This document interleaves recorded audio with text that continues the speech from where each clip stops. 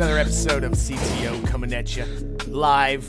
Wait, I guess it's not my turn. I'm not yet. saying the answers will be easy, but together we will come to find out that with the right questions, the answers become far more apparent. It's been a long time coming, but welcome to the new and improved Conveying the Obvious. Get out of here, you Yeti doppelganger imposter son of a bitch. It's Mr. Darling's turn with Conveying the Obvious. Live! At the Ronin Yeti Gaming Dojo's channel. We don't know what the fuck we are anymore, huh? We're just everything. And look, new disclaimer. Please, for the love of God, don't take anything personal nor serious. Everything said here is of a satirical nature. No, really, we're being real. Don't think, react, or even acknowledge anything being said in the show. For realsies. But yes, thank you, one and all, for coming on in. Yes, welcome. Episode 5 of CTO Live coming at you. Ooh, yes, we got some new audience commands again. We don't really have, I don't want a lot of visual shit going on, considering this will be more of a podcast sort of thing. So, but you all can definitely do some sound effects and react in different ways. But welcome V and Boba and Nessie, 3 of my wonderful mods. Tonight, man, thank you. Tonight is going to be, we're going to try to do more. Hold on. I'm a little flustered today. I don't know why. Been a little dizzy on and off. Phew. It's all this humidity in the air. It's all this air pressure. Because I'm getting old. My old eardrums can't take it. Anyway. The past 4 episodes so far of CTO Live has been fun. I've enjoyed them.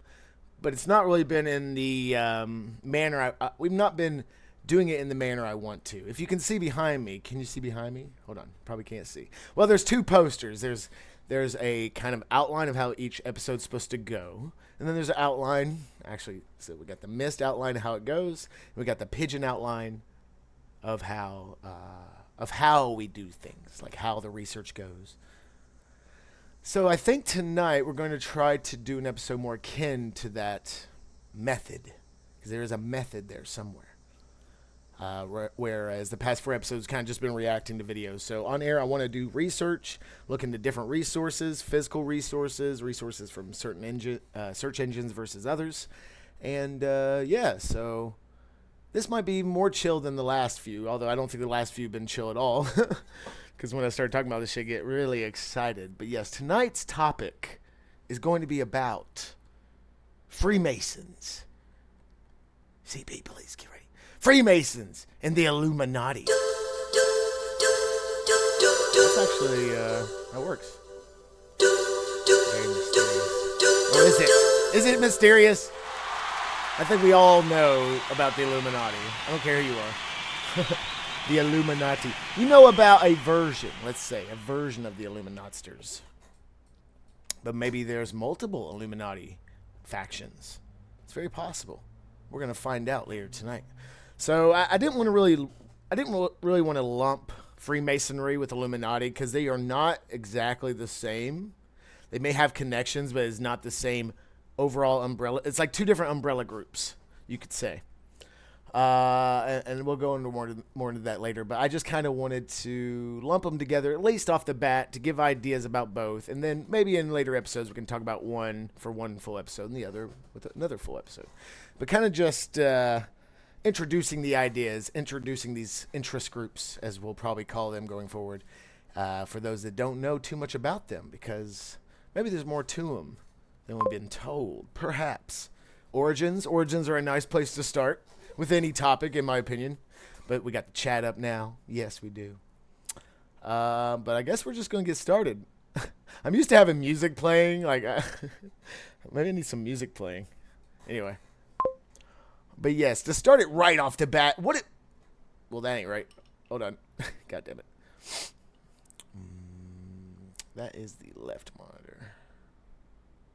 Is that the left monitor? No.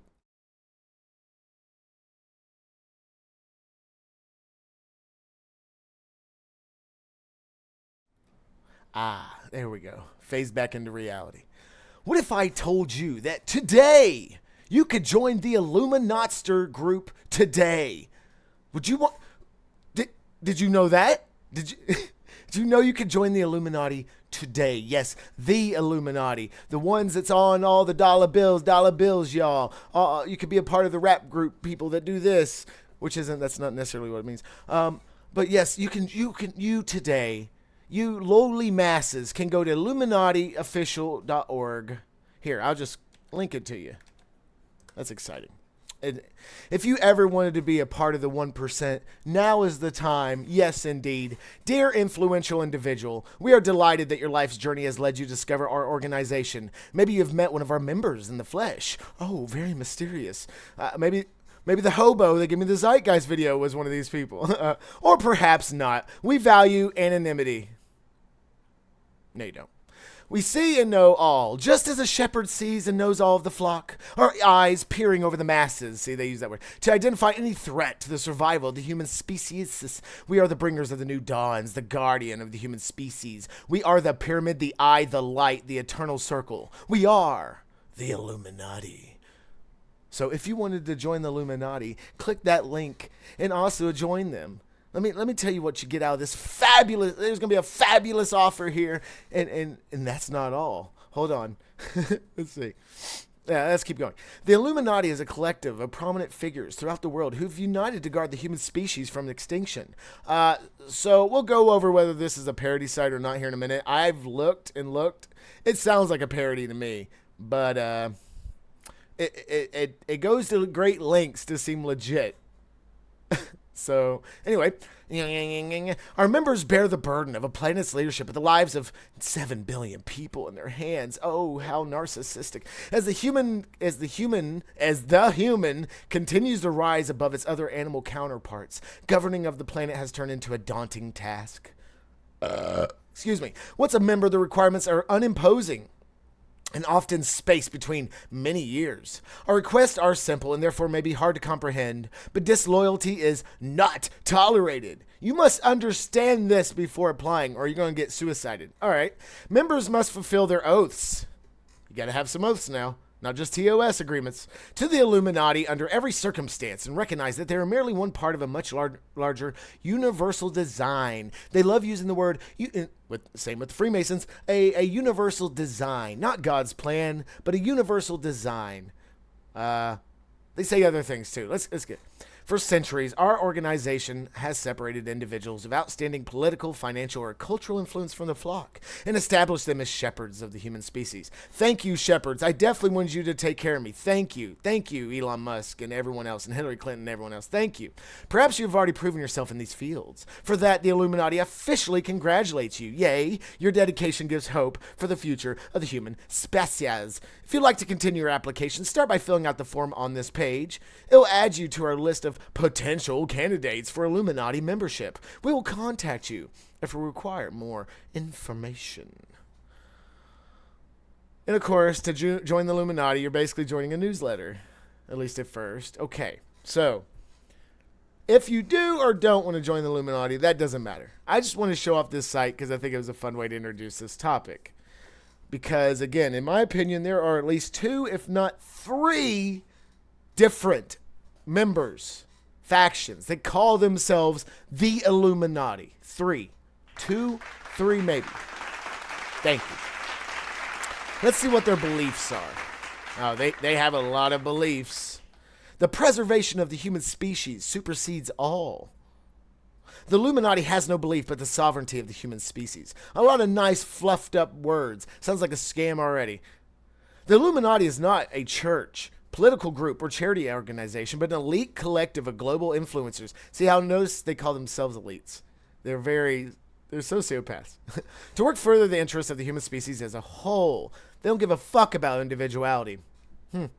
Our decisions are independent of all human divisions, including religious and political differences. We operate solely on the benefit of the human species we have been entrusted to protect.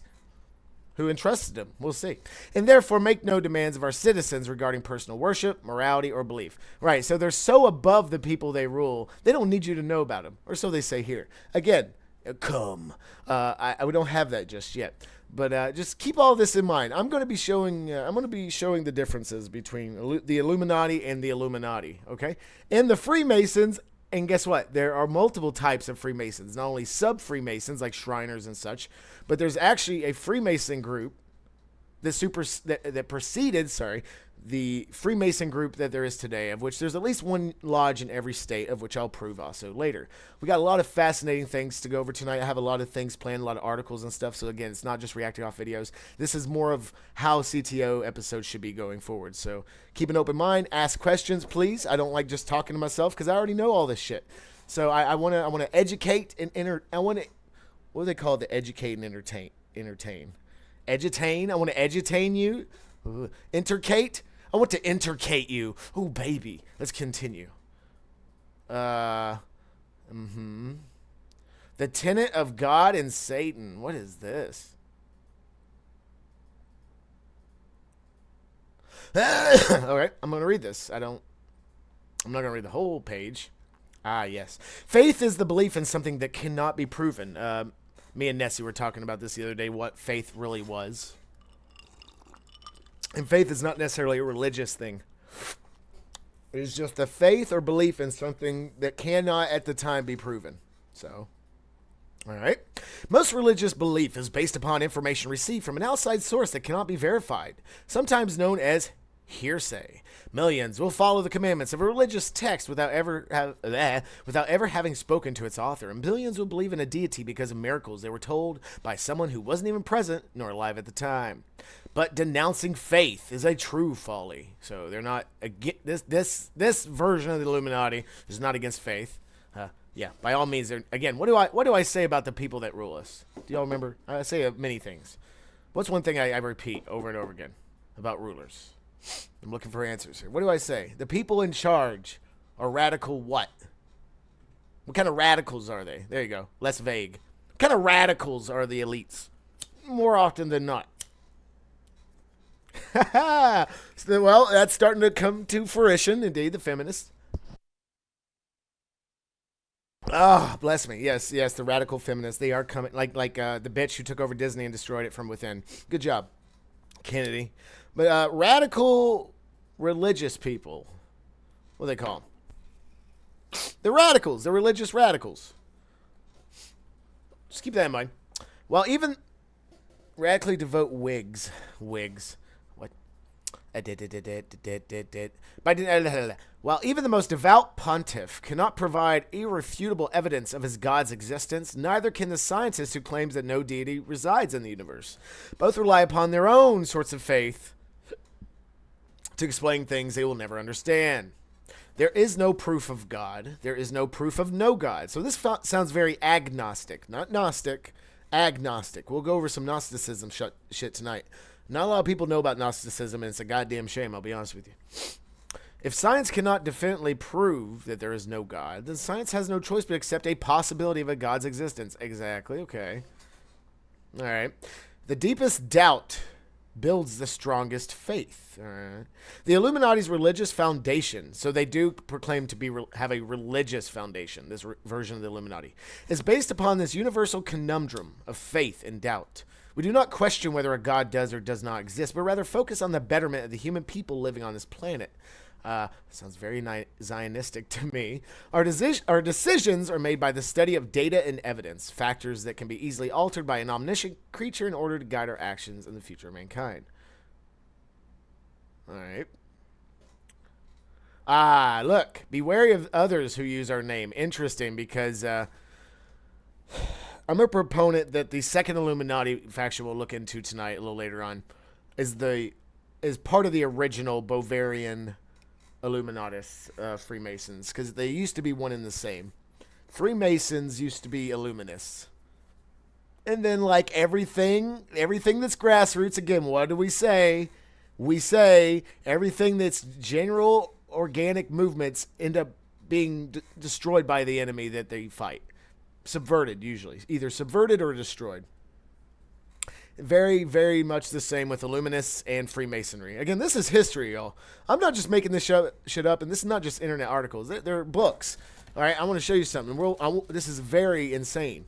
You see this pale book? This small little book with barely a title. What does it say? New Kentucky Monitor Revised. New Kentucky Monitor Revised. Wow. What an innocuous title. If I saw this in the library, I would not even look at it. And funny enough, it doesn't even have the title of it on the side for reasons. This, my friends, is a 60-plus year old Freemason handbook.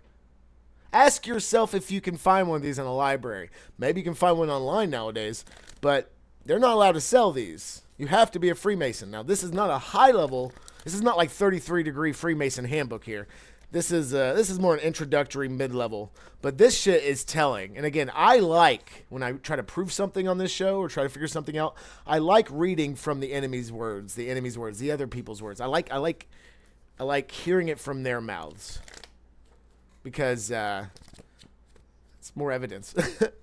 But yeah, we'll be going over this a little later. I wanted to kind of start the show with something funny and fun, if this is actually fun. But let's go back. All right, bye. For anyone who claimed that the Illuminati is affiliated with a religious belief... Wait, hold on. The Masonic Lodge of Education. Yes. So the Freemasons, honestly, the Freemasons is way more complex and complicated. The history of Freemasons is way more complicated than the history of... let me pull this over here. All right. The history of Freemasonry and Freemasons are way more complicated and convoluted than the history of the Illuminati. I'll tell you that. Illuminati it's a fucking joke. Okay? Real talk. The real Illuminati, the mainstream Illuminati, is a fucking front. It is a joke. It is a what do they call it? What's that fucking wooden horse that had soldiers in it? What's that called? I forget the expression. It's one of those things. That's what it is. But we'll go over that here in a minute. We're still trying to pretend we're part of the Illuminati. But yeah, these people, I don't know. I can't give a definitive answer to your question yet, Nessie, because some Freemasonry lodges and stuff, I'm pretty sure go back to old Luminist and Gnostic ways. But overall, Freemasonry is just a way to find all the people in the world that have power and money, and then influence them in a way they want that the people at the top want them to be influenced. You don't want someone rich, powerful, and smart to not be part of your little fucking club, because they'll go off the rails and do their own thing and fuck up your plan. That's why they do it. That's why there's more than one lodge in each state of the United States. There's hundreds of lodges in the world, maybe thousands. They're everywhere. They're all around you. There's probably one in a 10-mile radius of your house. Unless you live in the fucking boonies. If you live in America, there's probably one at least 10 to 50 miles away from your house. Guaranteed. And I'll prove that too. But let's go back. We're still pretending to be part of the Illuminati. Apparently. For decades, a multitude of individuals who operated under the name of the Illuminati. Their deceit clouds public perception of our organization, causing many citizens to believe that wrongdoings are committed by our command. Deflection.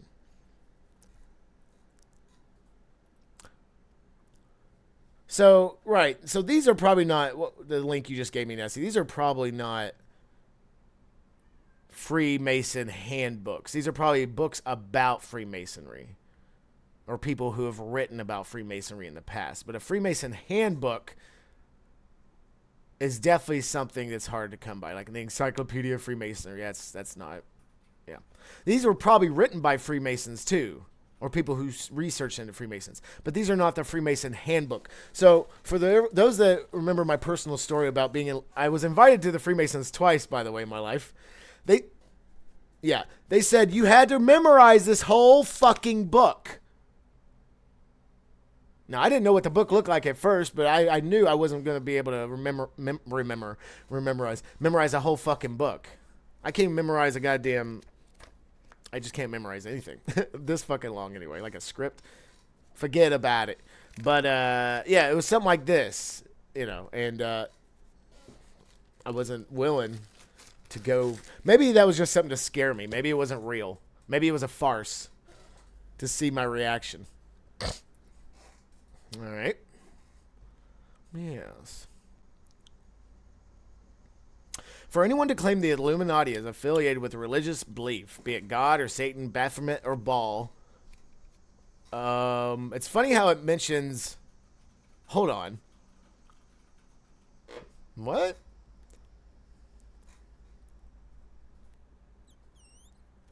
Notice how it words this. I could be looking into it a little bit too much. Notice how it words this. Be it God or Satan, comma, Baphomet, or Baal. So it's saying here, God, Satan / Baphomet, and Baal are all three different things. No. They're all the... Spoiler alert. God is Lucifer, if y'all didn't know. Spoiler alert. Anyway, undermines the very purpose of our independence from human divisions. We neither accept nor deny any deity, or hold none to be higher than any other. We operate solely for the benefit of the human... Yeah, you keep saying that. Okay, fuck them. All right, I'm done role-playing here. So let's, like we should be doing, let's look at who is paying for this website, if we can. We need an about us, about me. See, this is not... I need to see receipts. Terms of use, press media. Oh, yes, let's watch some TV commercials, too. Hold on. Are you all interested? Have I sold this for you yet? If not, let's watch a video, if that didn't sell you. Fear not, for your war-stricken, poverty-ridden planet. Okay, I will fear not. You are safe. Thank you. Help is on the way. Oh my God, help is on the way, y'all. Your prosperity is the core objective of our universal design. The path for humanity has spanned throughout ages to ensure the survival and prosperity of the human species. War is a liar who claims there isn't enough land, isn't enough wealth, isn't enough food for all people, in all places to live in abundance. That's better than my intro. God. Is upon us. Fear not for the New World Order sounds that echo across your red horizons. Prepare your life for the light that grows steadily brighter in the distance. They love the Lightbringer. As the dawn comes to the Lightbringer. Battlefields of darkness, the age of Illuminatium. Illuminatium. Look, another word. Fear nothing. We are always watching out for you. Thank you. Yay, they're always watching out for us. This is fantastic. Oh, we're not done with our organization and your part in the universal design. Visit Illuminati.am. Illuminati.am. What the fuck is AM? Wow. Amazing. Have I not sold you on it just yet? Hold on. Look and get some merch. Illuminatium. Sounds like a material or a metal. I need to know who pays you, son. Yeah, I don't want to focus too much on this website here. Because it's a fucking joke, I'll be honest with you. It is. It's a joke. This is someone cashing in on the mainstream knowings of Illuminatis, of the Illuminatiisms. Press and media inquiries. It's not taking me to anything. I can't contact them for the press. Authentic items. Here's their eternal oath, by the way. Only $30. Not bad. What does this say? Upon this eternal oath, let's see, and freely pledge to dedicate my mind to discovery and knowledge. All right, not bad. To dedicate my soul to the pursuit of enlightenment. Okay, you got me there. To dedicate my efforts to the progress of abundance. To dedicate my existence to bringing all people in all places into unification. Well, that's globalism right there, ain't it? And to dedicate my life and days upon this planet to the protection and advancement of the human species. They keep saying human species as if it's an alien. Ooh, it's as if it's alien species talking about it. They didn't say our species. They kept saying the alien species in that video too. Yeah, this is literally, so you ever seen that scam where you can become a lord? Where like you buy a piece of land in Scotland, you buy like literally half an acre in Scotland or something, and legally you're supposed to be able to have the title of lord because you own that. No, that's a scam. It's a scam that preys on one's vanity and narcissism and silliness and curiosity. All the above.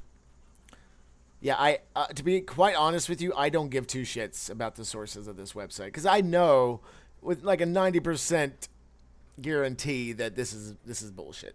But it's fun. It's funny. It's nice little LARPing. 1 square inch of Scotland, right? There were probably homeless people, or not homeless. There were probably farmers back in Scotland days that had more land than that, and they weren't called Lord. What is this shit? I don't know. I looked into it. Apparently, from some sources, it is bullshit. It's not an actual legal thing. It's just it's a joke. It's a fun little joke. It's a game. It's a game. It's a ride. All right. Cool. Let's, I'm done with this site. Hold on. Is there any more videos? That's your only video. Do they have a YouTube? 8 years ago, 3.3 million views. So I assume I'm also going to look into Wiki. A Wiki is not a source to be trusted, but it is nice to read evidence from different, or not evidence, but different things from different sources. Are you talking about the company giving... Yeah, it's like you buy a plot of land in Scotland or something, and it gives you the title Lord, but it's complete horseshit. You don't actually get the title. You get like a piece of paper that says you own this land and you have this title, but it's not real. It's a joke. Kind of like that website we just went over. I'm getting too old for this bullshit. You're getting too old for this bullshit. Goddamn. Yeah, it is a scam. It's a scam. It's a joke. It's LARPing. Same with this website right here for the fake Illuminati. This is either the modern Illuminati. And how can I preface this, or how can I convey this? And I'm going to somewhat prove myself here in a minute, at least from other sources. The Illuminati that most people know about is a facade. It is not an actual group as much as an umbrella term for multiple groups that use it as like a deflection thing. Like, oh, we're the Illuminati. We rule everyone. We put our symbolism in cartoons and on your money and this and that. And we're totally overt. And it's just, but we're so secret. Someone sent me a video, I think Boba sent me a video the other day about the Illuminati kind of being bullshit. And I didn't like the way they started the video, but I watched more of the video and I did like where they went with it. Yeah, the Illuminati is a front for people actually in charge, for other groups. They would never dare tell you what their actual groups' names or family names were. Again, as I've said before, the people who actually run the world are not, you don't know their names. The groups that actually run the world, like BlackRock and all these others, most people don't know their names. And that's how it's supposed to be. So, yeah.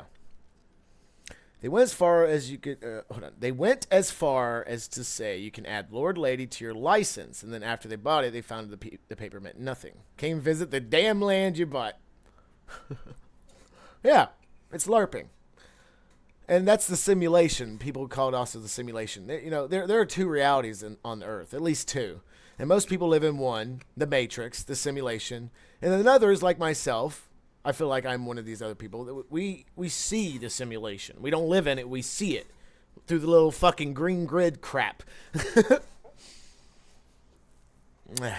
It's crazy. But anyway, yeah, I'm done with that site. I don't think they have any more. They have one more video. It's 8 seconds. We are always watching it for you. Oh my God. Hold on. Let's see who these people are. Hold on. God damn it. Is that Merkel? Summary. These people are trying to divert attention. Absolutely. It's all so if Patch was here, he would back me up on this. What are information intelligence? What are information intelligence agencies? What are intelligence agencies? What is an intelligence agency? What do? They do a lot of things. What do they do? What is this FBI, Mossad, the CIA, the Russian equivalent, the Chinese equivalent? The NSA, all the alphabet mafias. What do information agencies, intelligent agencies actually do? It's not like a hidden answer necessarily. Intel in other countries internally to protect us from foreign. Yep. That's a couple examples. So they protect. And here, and that's you kind of went where I wanted you to go with that. They internally protect us from domestic terror. So there's a reason why documents, government documents, military documents are classified. One reason is so spies don't find out about technology we have, et cetera, et cetera. But it's also so the masses don't find out what they have as well. Because if you're a government and you're controlling a populace, you don't want them privy to your highest technologies, your highest knowledge, which also ties into the Freemasonry stuff. Freemasonry, no matter the fake group, the real ones, whatever, they're all about secrecy of hidden esoteric knowledge, and they protect that shit to the death.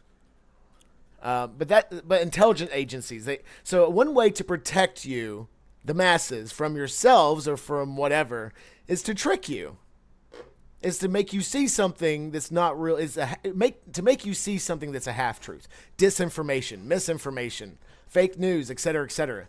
It's all there to distract you with a half truth. So you get the truth part, but the half lie part of it keeps you kind of docile. If you knew the whole truth, you'd probably be up in arms. But they tie in the half lie to kind of be like, the half fluffed up lie. Everything's still okay. Or if everything's not okay, we're going to gear you towards this one way of thinking. And we're kind of getting into the psychology there. But yeah, it's distraction. Lots of distraction. You heard of breads and circuses. Bread and circuses? Did Queen Elizabeth coin that? It's true. Now it's just potato chips and internet. You should show an example of a released document from the NSA. Right. And whenever they declassify these classified documents, you rarely ever see the original documents. You'll see pages missing. You'll see blacked out parts. You'll see images that have just been deleted and erased off the documentation. So, and you never know if they declassify something, they may fucking edit it. Other than just blocking stuff out, they might edit entire words. Photoshop, hello. They've been using Photoshop shit since World War II, in the very least. It's crazy. But anyway, yeah, I'm not watching. No, Watching it. all right. So look, okay. So this is what I was saying earlier. I don't know if this group is actually just a front, a joke front that gets permission from the Illuminati, or if this is a front for the Illuminati. I'm thinking it is a actual front for the Illuminati. I hate talking about this shit sometimes out loud. All right, we got Merkel. That's Queen Elizabeth. All right, red flag. We got Bill Gates. Red flag. We got Barack Obama. Red flag. Is that Princess Leia? Who the fuck is that? No, some other British bastard. Well, there you go. Well, that explains itself. So, yeah. So this is supposed to be about the Illuminati of the elites, of the mainstream elites, of the people you've heard about, of people that everyone has heard about. Interesting. Okay. Well, that kind of sates my curiosity about who pays them. Not saying they're getting paid. I'm also going to bring this up. Yeah. Okay.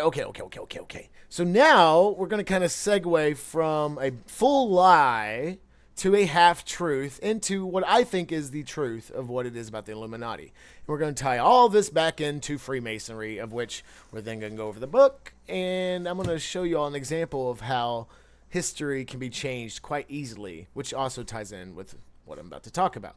So definitely have some plans. We have a roadmap for the night, like I said. Britannica, that's not bad. Let's go to Wiki. Let's go from more lies to hopefully more truths. No. Wikipedia, fool. Shitpedia. Illuminati. Okay, I find this very interesting. So, Do you all know where Wikipedia comes from? Do you all know why? Like, they love to proclaim that it's just the people that write this stuff. And it is sometimes, or at least used to be. It used to be just like a collaboration of opinions. But now it seems to, the free encyclopedia proclaims it's an encyclopedia as if it's full of information. You all know Wikipedia has an owner, yes? It's a country. I digress. Actually, if you go to said country, you can get a scholarship for free if you work as a Wikipedia editor. You can go to one of their highest esteemed universities in said country. We're not talking. Funny enough, we're not actually supposed to be talking about Jews tonight. Jews don't really have too much. I mean, yes, of course, Jews have a lot to do with history. Tough luck. That's just how it is. Not saying it's good nor bad. It just is. But I was going to try to not tonight. Yeah. No, it is. Israel will provide you a scholarship, free scholarship, if you become one of their Wikipedia editors. Let's go see if we can find the recruitment video. Hold on. Fuck you, Nessie. Why you got to do this to me? Hold on. Israel scholarship Wikipedia editor recruitment. They probably scrubbed it. I need to start I need to start fucking wait.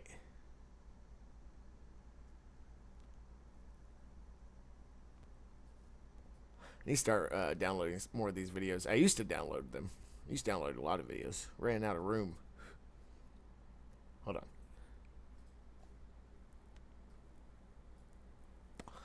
A Wikipedian. Give me a break.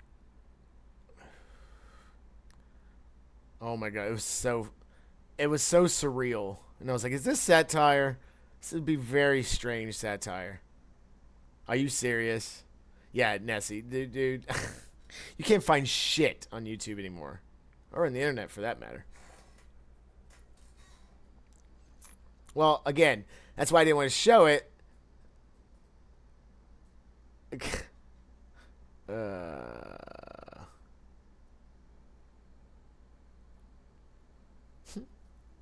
This guy's YouTube name is Filthy Goim 2.0. No, don't click on it. Alright, no. I can't prove that right now. It's not there. It's at least not on the first page. I don't feel like looking for a video. But it was there. I've seen it. It's a thing. And I saw a doc about it, too. It was two different things. But fuck it. Both, for all I know, they could have both been satire. But until someone can prove me wrong, kind of like what the Illuminati was saying, until you can prove God isn't real, then we're both at a standstill. But anyway, all right, let's look at Wiki. What does Wiki have to say? And by the way, can you all see the text? In my VODs, the text are not very clear. Or at least in the videos I upload to YouTube. I think it's that decompression. Anyway. What does Wikipedia have to say about Illuminati? When, again, we're not going to read this whole fucking thing. But I'm going to read a little bit of it. According to Wikipedia, the Illuminati, plural of the Latin Illuminatis, or the Enlightened, is a name given to several groups. Ah, see, here comes more of half-truth now. We went from full lie now to half-lie, half-truth. Both real and fictitious. I like this, says that. Historically, the name refers to the Bavarian Illuminati. And if you don't know anything about Adam Weissepp's Bavarian Illuminati, you don't know shit about the Illuminati. You might as well consider the Illuminati a fiction in your mind, in your life. The Bavarian Illuminati is a categorized and historical event in people that definitely were a secret society until they got routed out and taken over, in my opinion. They definitely got routed out, but I think they got taken over, hence the modern Illuminati group. Sound familiar? But let's continue. Historically, the name refers to the Bavarian Illuminati, an Enlightenment-era secret society found in 1776. Does anyone know why I just stopped and put the camera on me? What else happened in 1776? This is not a coincidence. Come on. I know you are there. What else happened in 1776? We got to start using our brains for more than just entertainment and bullshit. Come on now. What other... it wasn't a world event. I mean, it kind of was. America's Declaration of Independence.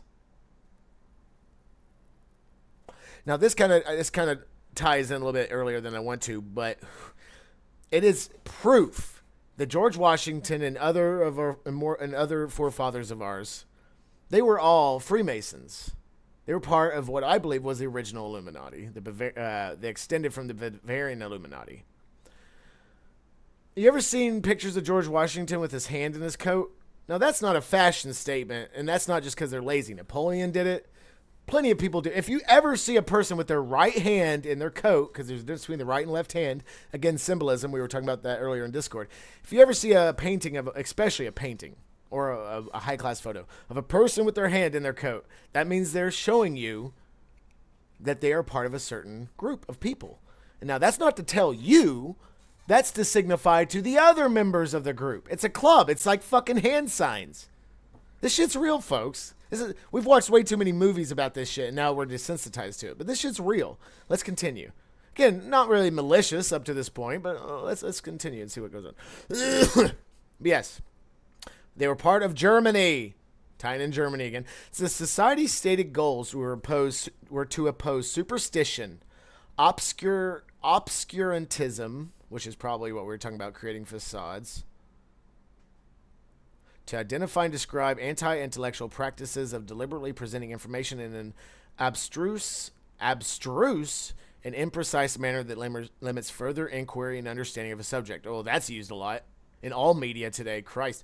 They also oppose religious influence over public life and abuses of state power. That sounds like what our forefathers were talking about. Interesting. The order of the day, they wrote in their general statutes, is to put an end to the machinations of the purveyors of injustice, to control them without dominating them. The Illuminati, along with Freemasonry and other secret societies, were outlawed through the edict by Charles Theodore, Elector of Bavaria, with the encouragement, of course, of the Catholic Church during the late 1700s. During subsequent years, the group was generally vilified by conservative and religious critics who claimed the Illuminati continued underground and were responsible for the French Revolution. Notice how it ties in conservatives thinking it's crazy that they were part of the French Revolution. They were. Spoiler alert. Hold on.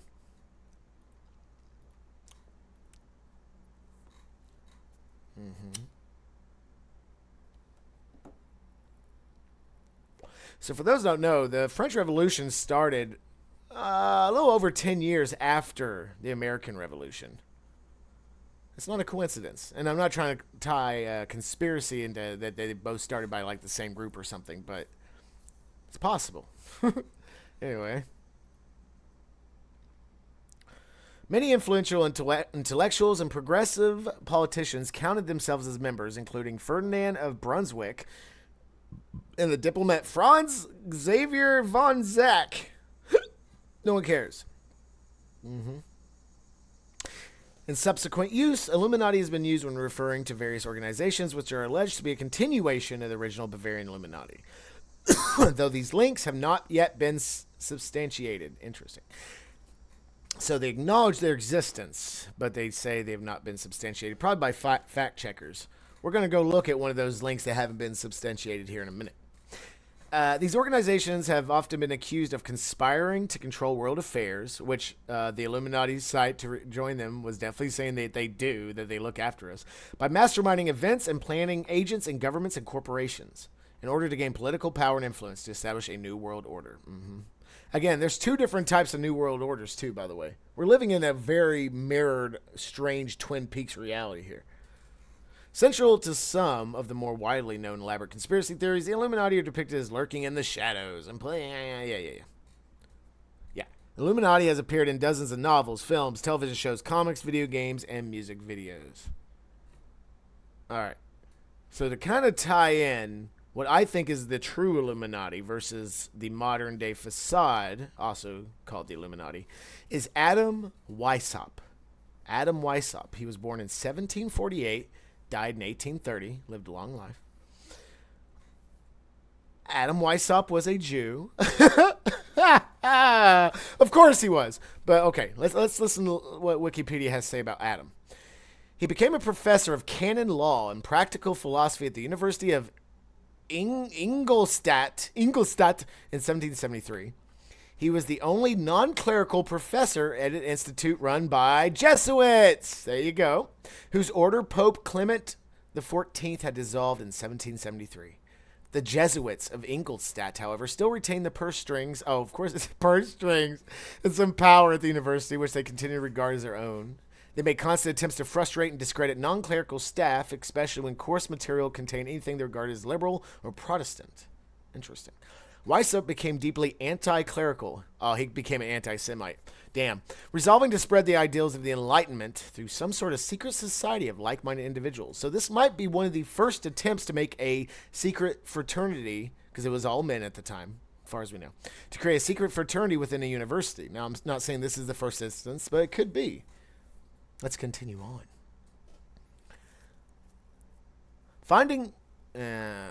Finding Freemasonry expensive and not open to his ideas, he founded his own society.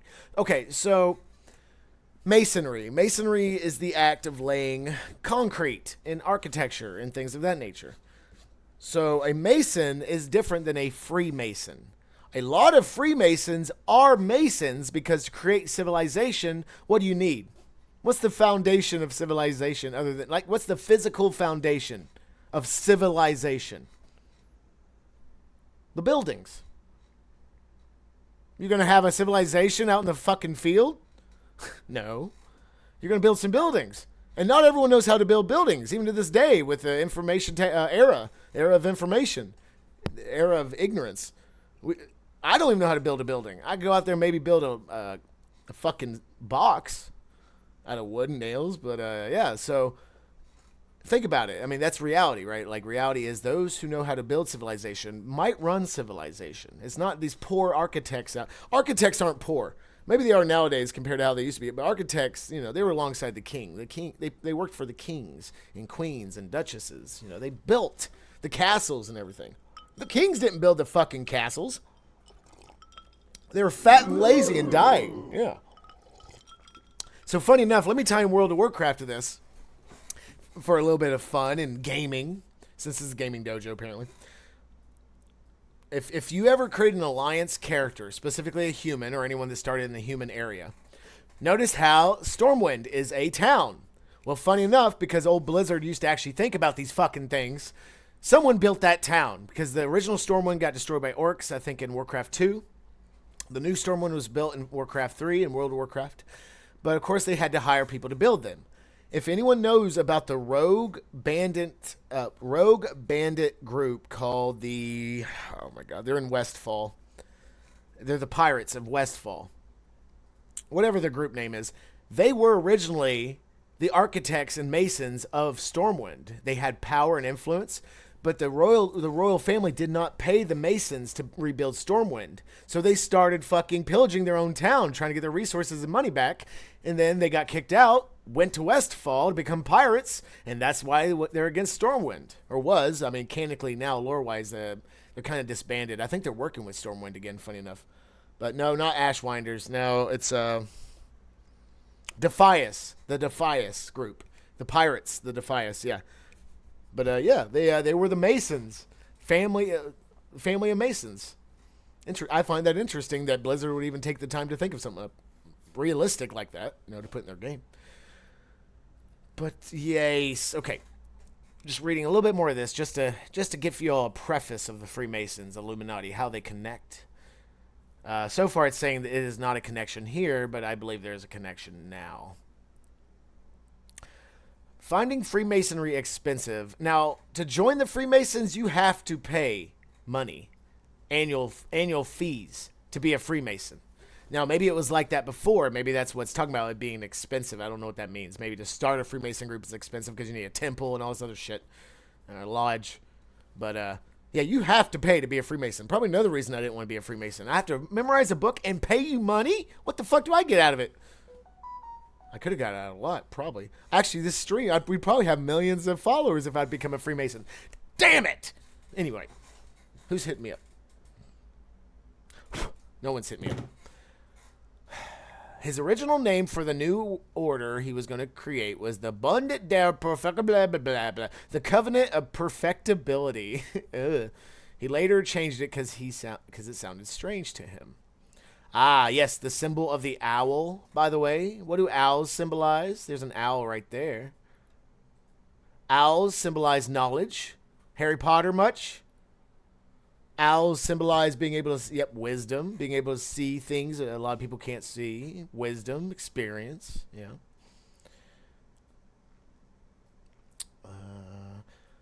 Weishaupt and 4 students formed the Perfectibilists, taking the Owl of Minerva as their symbol. What the fuck is the Owl of Minerva? I don't think I've heard of that in a while. The Owl of Athena, also known. Greek. The Virgin Goddess of Wisdom. Well, fuck, there you go. Can't question Athena now. Okay. The members were to use aliases within the society. Weishaupt became Spartacus. Fun. See, more LARPing, but in real life. Law students Massenhausen, Balf, Merz, and Suter became respectively Ajax, Agathon, Tiberius, and Erasmus. Retrodamus. I want a cool name like that. Weishaupt later expelled Suter for indolence. Christ. The order became later the Illuminatorum, or Order of the Illuminati, after Weishaupt had seriously contemplated the name Bee Order. Yeah, the symbolism of bees is very strange. The Candyman, which is a kind of an undead dude who uses bees to kill people and shit, that's a Freemason Illuminati movie. Funny enough. You wouldn't think that, though. Blah, blah, blah, blah, blah, blah. I'm just going to the end, blah, blah, blah. There was a transition.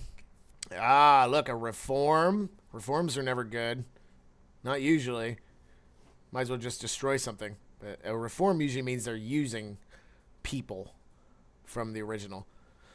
Again, as a facade.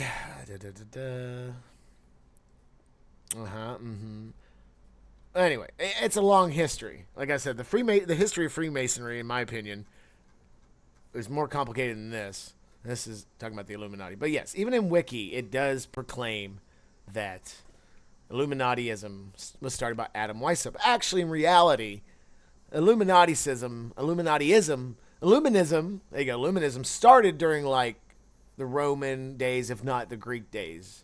It was during the Renaissance as well. A lot of Illuminists during the Renaissance. So it's not just like, it wasn't just started in 1776. Maybe that's when it came to light, perhaps.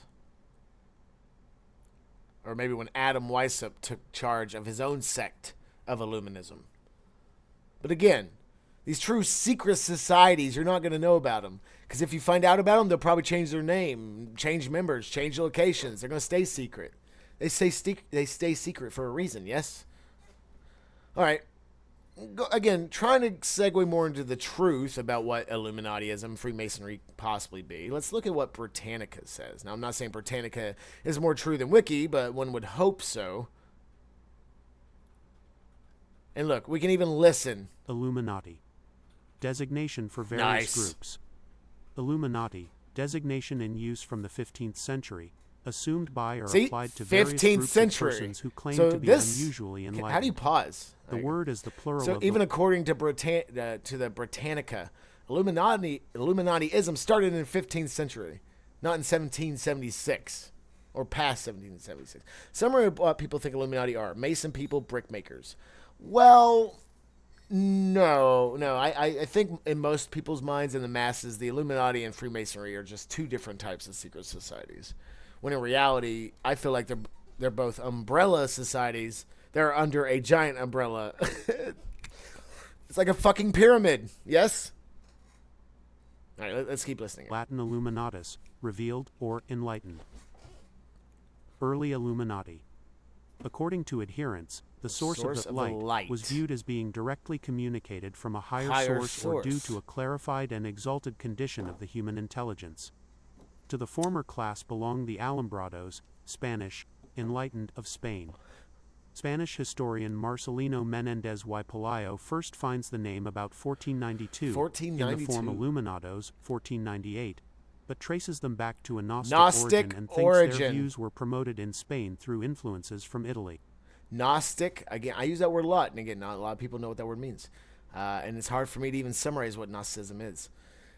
Gnosticism and agnosticism is very similar. However, the tenets of Gnosticism is a bit more linear than agnosticism. Agnosticism basically has no tenets. That's the whole point of being agnostic, is your tenets are infallible truths that you end up seeing and finding out about. It's not just an idea or a belief or a faith. It's like, I don't know if the sun is made of fire until I jump in the sun. That's what an agnostic would say.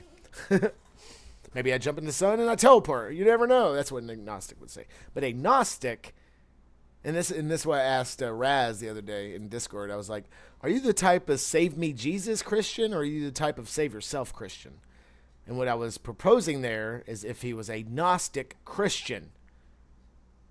Gnostic Christians don't worship Jesus. Gnostic Christians don't think Jesus was the Son of God.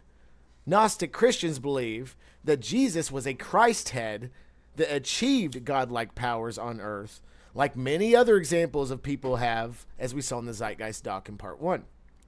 Very different. Anyway. One of their earliest leaders, indeed, some scholars style her as a pre-Alumbrado, was Maria de Santo Domingo, a female who illuminist. came to be known as La Beata de Piedrahita. Look at that. She was a laborer's daughter, born in Aldinueva, south of Salamanca, about 1485. Salamanca. She joined the Dominican order as a teenager and soon achieved renown as a prophet and mystic who could converse directly with Jesus Christ and the Virgin. Ferdinand of Aragon invited her to his court, and he became convinced of the sincerity of her visions. The Dominicans appealed to Pope Julius II for guidance, and a series of trials were convened under the auspices of the Inquisition. Appealed to Pope Julius II Funny for how guidance, Wiki didn't mention and a any series of of this. trials were convened under the auspices of the Why Inquisition. does it keep scrolling up and down? Her patrons, which Fucking by having then a fit. included not only Ferdinand but also Francisco Cardinal Jimenez de Cisneros and the Duke of Alba, ensured that Oh my God. Yeah. All right, so there you go. So look, there's a whole history of possible Illuminists in Spain over 200 years, almost 300 years before the Bavarian Illuminati. So as I just proposed earlier, I believe the Bavarian Adam Weishaupt was taking the ideas of the Illuminists and creating his own sect, which tells me there had been a lot of Illuminati sects before that as well for him to find out about it, because Bavarian is in Germany, then there's Spain. Of course, they were communicating and trading back then, but were they trading secrets about secret societies? So, just saying. There's definitely a history here. But yeah, going back to what you said, Nessie, I don't think a lot of normal people, normies, think the Illuminati and Freemasons are connected. A lot of people know way more about Illuminati than Freemasons. If you ask anyone on the streets, of which we should have CTO on the street segments, truly live, that'd be really fucking hot. But we could ask people, like Mark Dice does, like, what do you think? Who do you think the Freemasons are?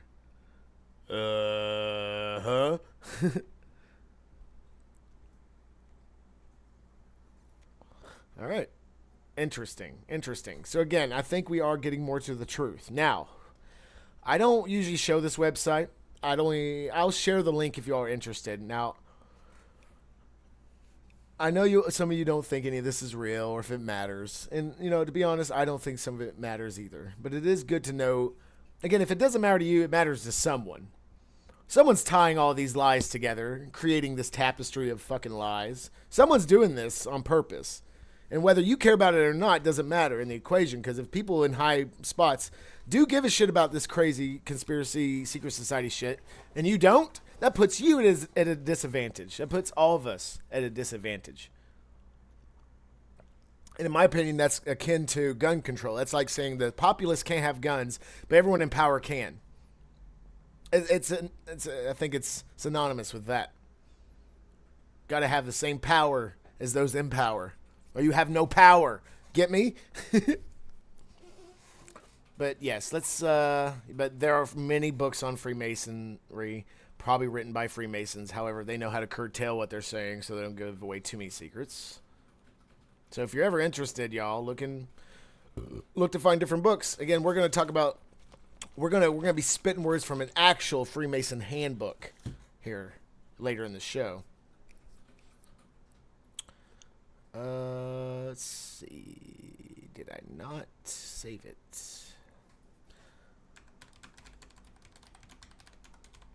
So, this site here, I remember, what was Nessie saying over there?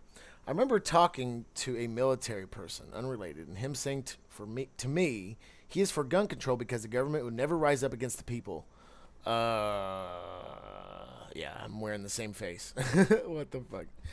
We would never go against our own citizens. Obviously, you've never seen videos from the civil rights movement. It was the military fighting the people. It wasn't. There were police and dogs, but go look at more videos. There were military tanks rolling around America's streets, stopping citizens and shooting them and shit. I'm not making that up. Look, go look it up. Hey, go look it up. Yeah, look at France. People are silly. But this website here, and I honestly, I believe it for many reasons. I've read this website for years and years, going on 10 years. It's been ever changing. They've been adding, they've been taking away. And far as I know, the people that originally made this website are still in control of this website. Yeah, Nessie, yeah, this website was provided to me through a email from a dude. I don't know who it was. I don't remember the email name. This was, again, over almost a decade ago. Probably from an email I no longer have. Again, I don't like telling some of these anecdotes without evidence, but just go along with me. Again, remember, everything I'm saying is satirical. You're not supposed to believe me anyway. And the email said something about, like, you're a seeker. And you need, and almost like with the fucking Zeitgeist guy, like, you need this. Like, if you are one of the seekers, have this website, whatever. And they weren't asking for money. He didn't want me to respond or forward it to other people. So that I was like, either this is a virus or there's something to this. So I went here, and the website has not really changed its aesthetic at all. It's always had a black background, white text. Lot of fucking text. We've got some imagery, some videos. We've got links to books. But the perspective of whoever writes this site is very interesting. And I personally feel that this website is written by a true Illuminist. Whether it's I don't want to say the Illuminati. When I say the Illuminati, I'm talking about the mainstream Illuminati. When I say Luminists, I'm talking about individual factions and people. Okay, the Illuminati is a fake overarching facade, while the Illuminists are an actual group of people. So I believe this website was created by an actual living, practicing Illuminist. Because the shit they talk about, the mentality they go into behind some of this stuff is so fascinating to me. And normally if I'm going to read something, I'll read a book. I won't go to a website and read page after page after page and scrolling because it hurts my eyes and I don't want to fucking read it. But this site had me by the balls, and it still does. And again, I don't like sharing it too much because when anything becomes popular, it gets taken over and destroyed. However, we don't have too many people here, so it don't matter. But yes, I want to read some from this. Thank you. Some of this shit's gonna sound like crazy talk, to be honest. And over the years, you could tell whoever was writing this site, whether it was the same person or not, they started getting angrier and angrier because the site wasn't going the way they wanted. They couldn't get a lot of traffic. They felt like what they were doing was useless, but it seemed genuine. It didn't seem like they were just bitching to get clout, or I don't know. I feel like this is a legitimate source of a legitimate Illuminatus. Illuminatus. Can you explain? Oh, well, that's funny. Funny that you asked, Nessie. Again, reading this over the years, it seems like this is an organic person writing about how they feel about their beliefs and how they feel about how their beliefs don't really matter in the modern day. And when I read some of this, you'll see what I mean. Again, it's not trying to be too fluffed up. There's never any ads on this fucking website. If anything, they're linking books about this same subject, because you can only say so much on a website, I got a good bullshit meter, and I don't get any bullshit from this. Now, again, some of their thoughts and ideas could be wrong. It could be just their opinions, but I believe the ideas that stem from this website and the person or people that write it are from a Gnostic Illuminist sort of mentality, practicing actual Illuminists, which, in my opinion, is a very hard thing to come by if you're going down this rabbit hole. It's going to be very, very, very hard for you to actually find members of an actual secret society. Because type in Armageddon conspiracy in a search engine. I'm not saying you won't be able to find it, but it'll probably be hard to find. Again, if it was being paid for and all this shit by people who wanted you to see it, it would be at the top of the page. Be on the first page or whatever. Interesting enough, the URL is armageddonconspiracy.co.uk.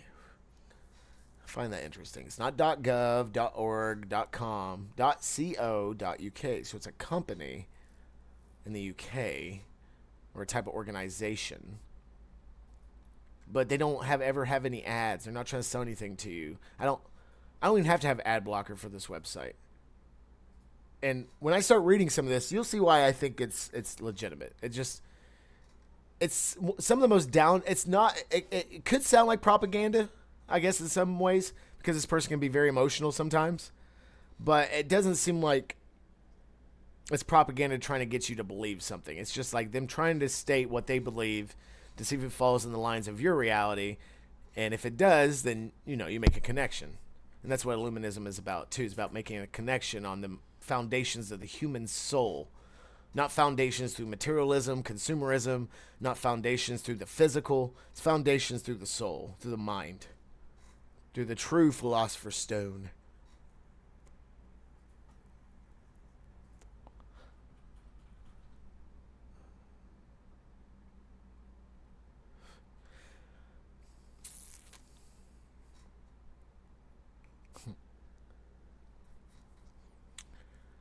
Let's see.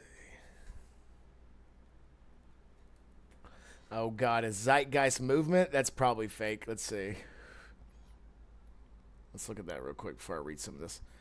The Zeitgeist movement, TZM, is an activist movement established in 2008. Okay, well, I was going to say, so Zeitgeist, the movie, doc, was from 2007 by Peter Joseph. The group is critical of market capitalism, describing it as structurally corrupt and wasteful of resources. The group dismisses historic religious concepts as misleading and embraces sustainable ecology and scientific administration of society. Our greatest social problems are the direct result of our economic system. Well, I can't disagree there. So the movement started after their second video, Zeitgeist Addendum. And again, there's multiple Zeitgeist videos, supposedly all written and produced by the same people. Ah, the Venus Project. Interesting. Venus Project is about living in a sustainable economy.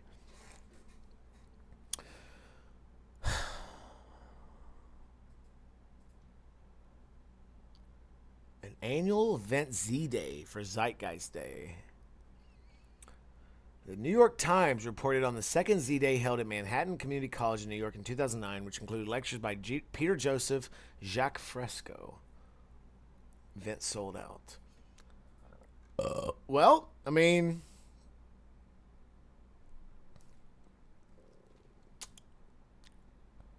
there isn't much here, so it could be real. It could be an actual movement. They're just, talking about it. I'm not reactions. Of course, the reactions are negative. Of course, they're going to make it seem like see, that's the thing. If a Wikipedia page is short, and then near the end or in the beginning, it starts calling it an alt-right movement or give you like negative feedback from people, it's probably a real thing being, what's the word? It's a real thing being made look like a kook house. A kook house. What the fuck is the word? You don't know what I'm talking about? Because something see a pedophile that oh God, here we go. What is with you on pedophiles? A pedophile that molested his daughter that Adam Lanza interacted with was a member of it. Weird. I don't know this something see.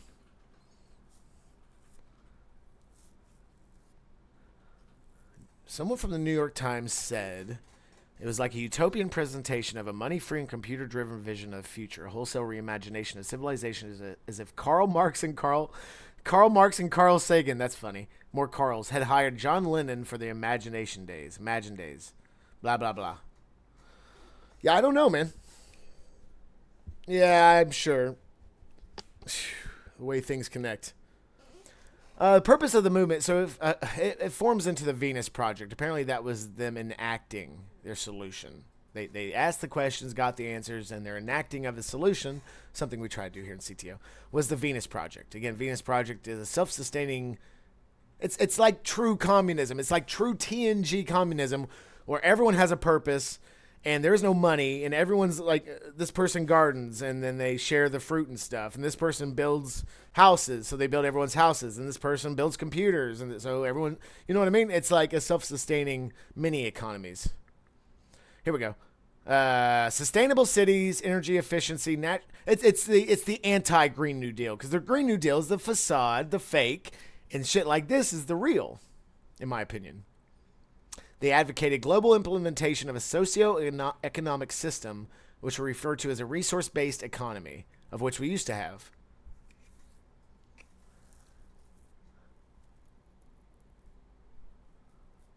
Yeah. Yeah, I don't know, Addy. I would assume that Zeitgeist movement might be real. And again, you cannot judge a movement by its individuals. I mean, you can on some level, but a movement isn't always based on the individuals in that movement. And I think that can be said for every fucking movement. You got the bad seeds, you know. Have you seen the video of Biden saying the N-word during his 2021 presidential campaign? Someone in the audience asked about the crime bill. I've heard him say the N-word multiple times in his career, actually. I don't know if I saw that one. What does that have to do with what we're talking about? You fanatics. Is a Biden a part of the Illuminators? Am I allowed to show this on Twitch? Oh, you son of a bitch. Boba, I swear to God, grow up. Grow up, son. It's time to grow up. You fucker. Cannot believe I fell for that. Well, he has said the N-word in Congress before, talking about certain things. He didn't say like that nigga, but he did say it in a certain context. But it, you know. How do you get me with these? You got me with Sugma. You got me with that shit. God. Grow up, bitch. All right, going back to the surreal. The real and the surreal, you funny boy. Why is the website over there?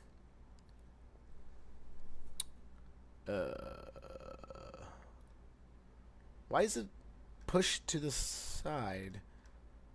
Whatever. I guess it was always like that. Okay. There's so much here, and again, I don't want to read. I don't want to sit here and just read stuff out to y'all. That's not fun. And this guy likes to update his site.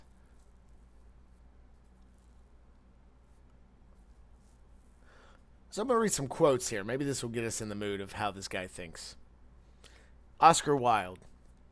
Yet each man kills the thing he loves. By each let this be heard. Some do it with a bitter look. Some with a flattering word. The coward does it with a kiss. Killing with kindness, I assume. Boba Trolls. Thank you, Nessie. When a true genius appears in the world, you may know him by this sign. That the dunces are all in confederacy against him. Jonathan Swift. The tree of knowledge has been removed. So this is the guy talking. The tree of knowledge has been removed. The oracles have fallen silent. You have literally watched the regression of the human race. You have seen how the retarded and... So again, this guy talks as if he's being legitimate. He's not trying to fluff up words, not trying to beat around the bush. But like, this is this guy's blog, a true illuminist blog. And he's at the end of his rope. He is tired of shit not working out. So I have some shit in common with him. Thank you, Addy. Yes, thank you for the double clip of that. We needed it twice. You have literally blah, blah, blah, blah, blah, blah, blah. You have seen how the retarded and criminals silence the intelligent and honest. And what's more, you have supported these people. They suffered no penalty. This he wasn't cynical at first. He's had a hard 10 years. And what's more, you have supported these people. They suffered no penalty. So it fell to us to impose the penalty on everyone who failed to support us. You made your choice. The same one the Ignavi always make. Anything for an easy life. We're departing this stage now, but unlike Orpheus, we are not tempted to look back. Not for a second. A swamp will arise in the place we vacated, populated by drooling half-wits claiming on their Facebook profiles that they are members of the Pythagorean Illuminati. Ah, yes. So Britannica started talking about an Illuminati 300 years Bavarian.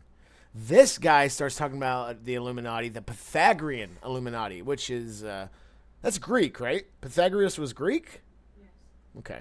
So that's even more hundreds, if not almost thousands of years before the first quote-unquote stated Illuminati. So this group has been around a long fucking time. Let's continue.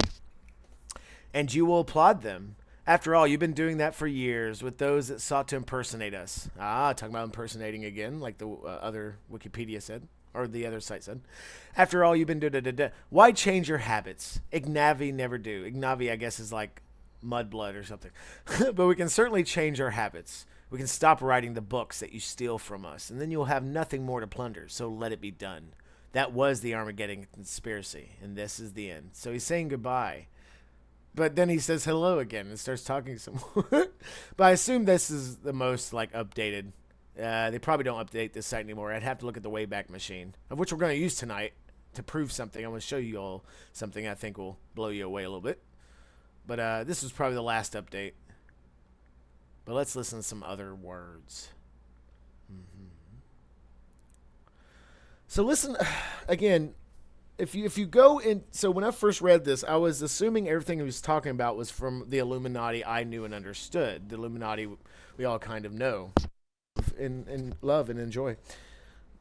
But the more I read about this guy's take on the Illuminati, the more I understood this was literally like an anti-Illuminati. This was against everything the Illuminati I knew of was supposed to be about. World domination, destroying the masses, infertility, killing our soil, industrialism, all that shit. So when he's talking here, keep in mind that he is probably part of a different Illuminati group, the Illuminists, versus what we usually know as the Illuminati. This is the famous World Historic Armageddon Conspiracy website, commonly known as the AC. This is where it all began, the birth of the glorious New World Order. Notice how he uses that word too. That saved humanity from the apex predators of the evil, corrupt, old world order. Haven't heard that one before.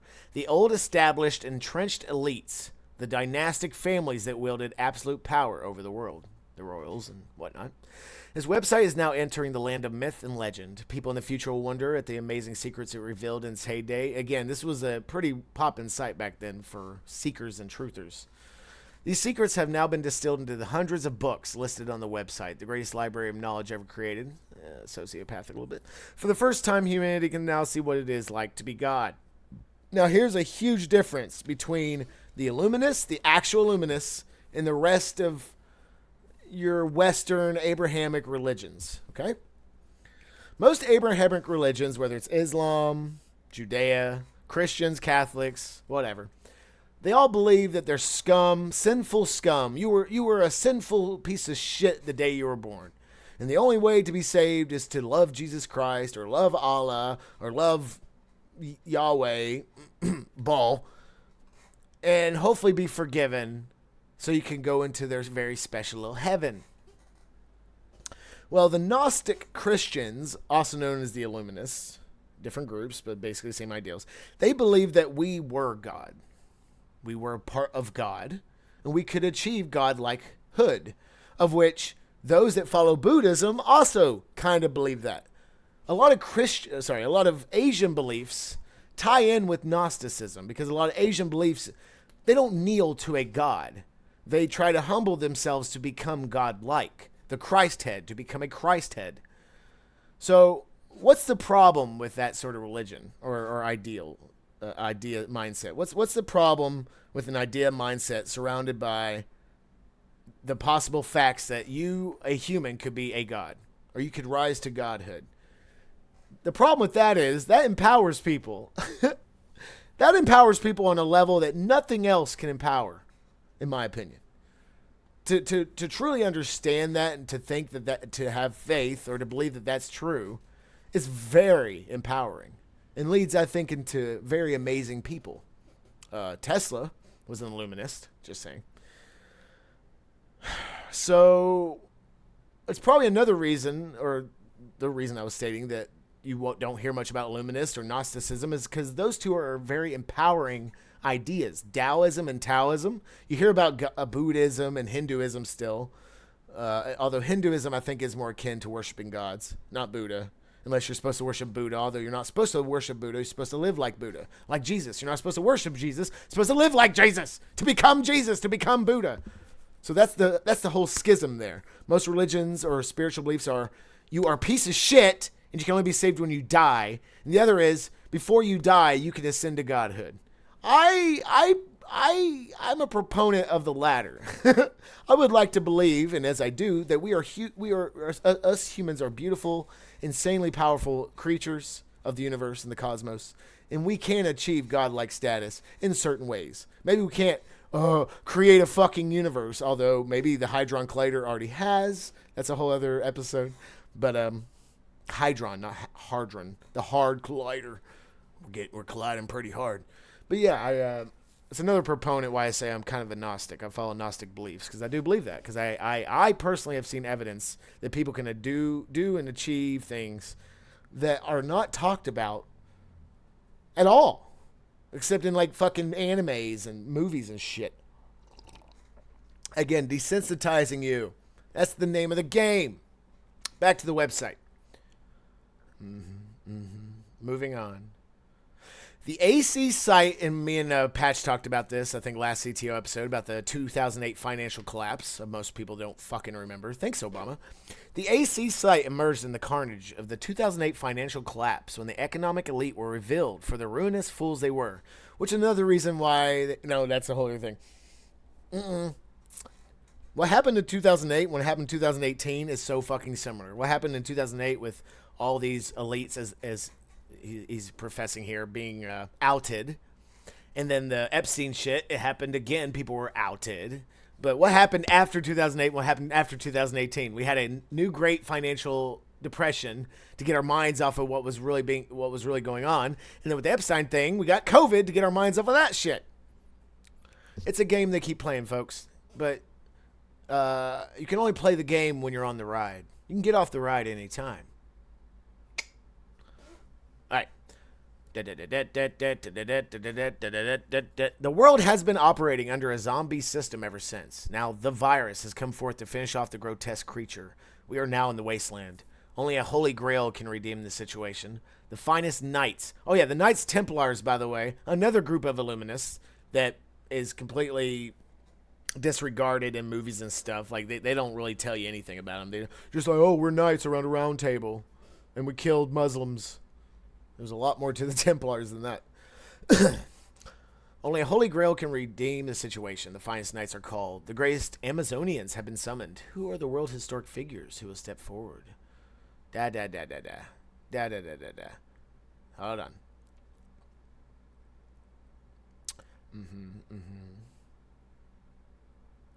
Right. So and this is another reason why I think this site is legitimate. This guy doesn't just talk from his somewhat cynical perspective about the world and everything that's wrong or right with it. He talks about math. He talks about sacred geometry, and he talks about He talks about algorithms. He talks about algebra. I think he's a mathematician. He could be a math professor, far as I fucking know. But some of these books he's written and others, some of the articles on this website, go in some math shit that I'm not going to pretend I understand. But the way they tie it in with reality is so much... Like, if they taught math the way this motherfucker talks about it, everyone would be interested in math. Which, again, is a self-empowering thing, because math is like the language of the universe. Math is almost an infallible truth. Try to discount math. Try it, Orwellian scum. 2 + 2 = 5. You can't debate math normally. Like, the actual math. You can't debate it. How do you think if they go into space, that's all math. If you get that shit wrong, you're dead. But with that being said, let's see what we got.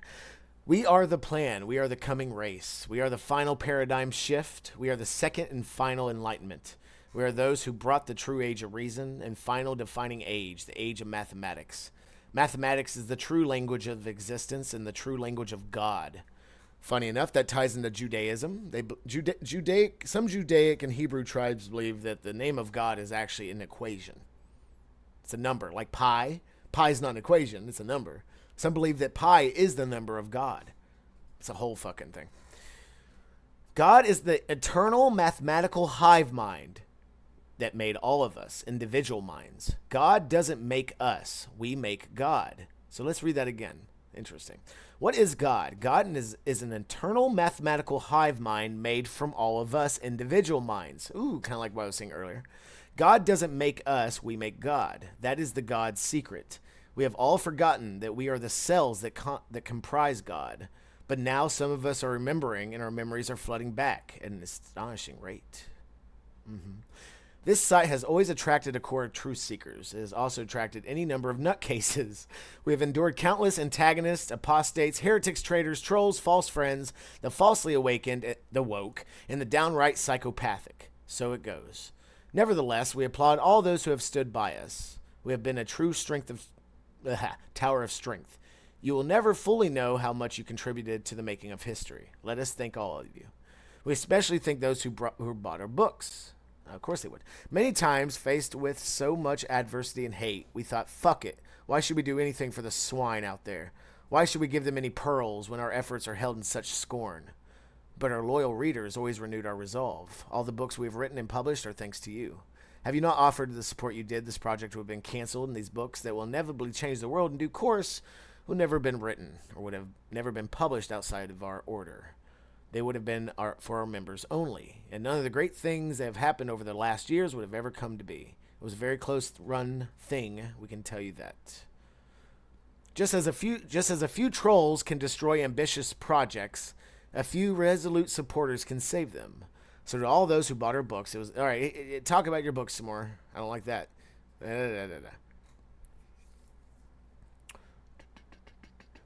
The most fundamental idea of all, the supreme game change. Now, again, another reason I think this is legitimate, and again, you'd have to read a lot of this. This is a lot of fucking text. This is like reading a book. Notice how the first Illuminati website we went to, we kept hearing buzzwords like Illuminatists, the Illuminatium, buzzwords like we are here to save you, buzzwords like, you know what I mean? It had a lot of like marketing buzzwords. What is the purpose? Purpose of what? Was the purpose of the site? And see, that's another reason too. Like the other site, the purpose was get you to join. This site, they don't want you to join. They just want you to wake the fuck up. So there's just so many like subtleties of why I think this site is a legitimate thing versus the marketing ploy of the website we saw in the beginning of tonight's show.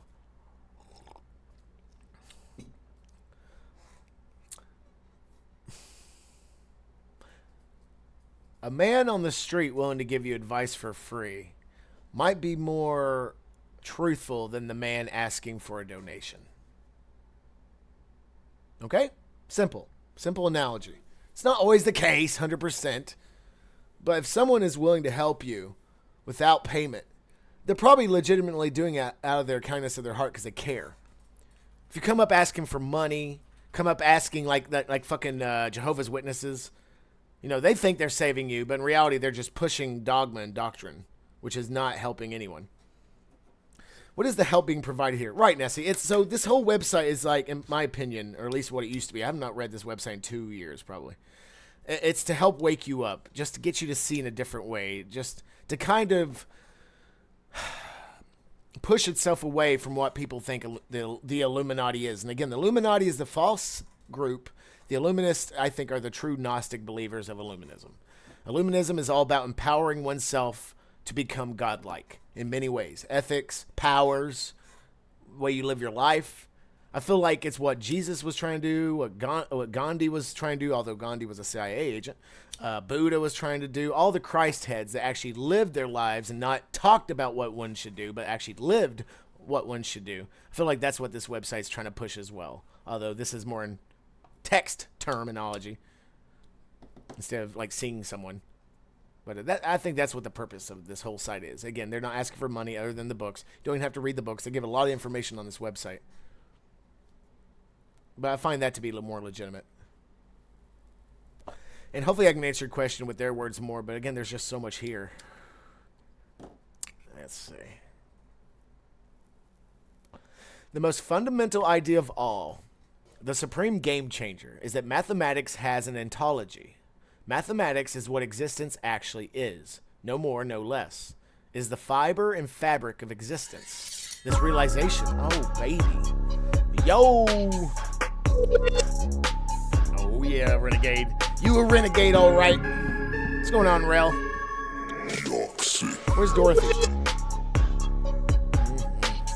Hey, thank you so much for that. I appreciate it. Thank you for coming in tonight for CTO episode 5, talking about the Freemasons and the Illuminati.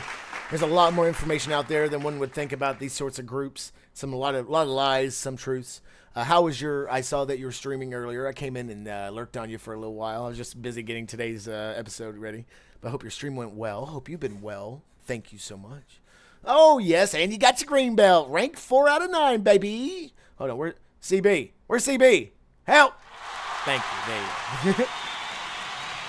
Normally don't have a soundboard working here. You all are my soundboard, by the way. You are my audience here, as if you were here in the studio with me. So feel free to use any of these commands. Most of them are audio. All of them are audio-based or chat-based. But yes. But right now, Rel, we're going into what I think is a true source of an actual Illuminist. Because I believe there's the Illuminati group that's bullshit, and then there's the Illuminists, which are individuals within different groups. That's what I believe. And I believe this website here, and I've given reasons why, I'm not going to go over it again, but let's say 75% or more, I believe that this website is actual information from an actual Illuminist that isn't part of the elite Illuminati group, which again is bullshit. My stream was good. Yeah. Hey, we've been all right, man. We've gone back down to 2 days a week here streaming because I got a kid on the way. Be coming here in 3 weeks or less, so that's exciting. So just trying to get in a different headspace, and but I want to go out with a bang. We're gonna take a little break here, probably in a month for a couple weeks. We'll see what goes on, but I'm working on an event as well. I'm gonna let you all literally fight a boss here in the dojo with commands and stuff. I think it's gonna be fucking awesome. So look forward to that down the road very soon. If not this month, next month. Hopefully this month. But yeah, been good, man. Thank you for asking. Mathematics is what existence actually is, no more or no less. It is the fiber and fabric of existence. This realization is the basis of all enlightenment. This is an information universe. An information universe means a mathematical universe, a mental universe.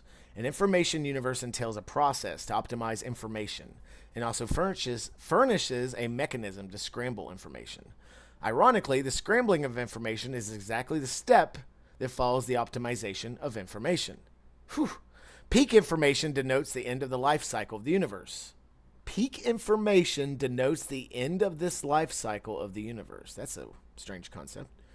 The new universe begins when the total scrambling of all information, which is exactly why the hive mind forgets it is God.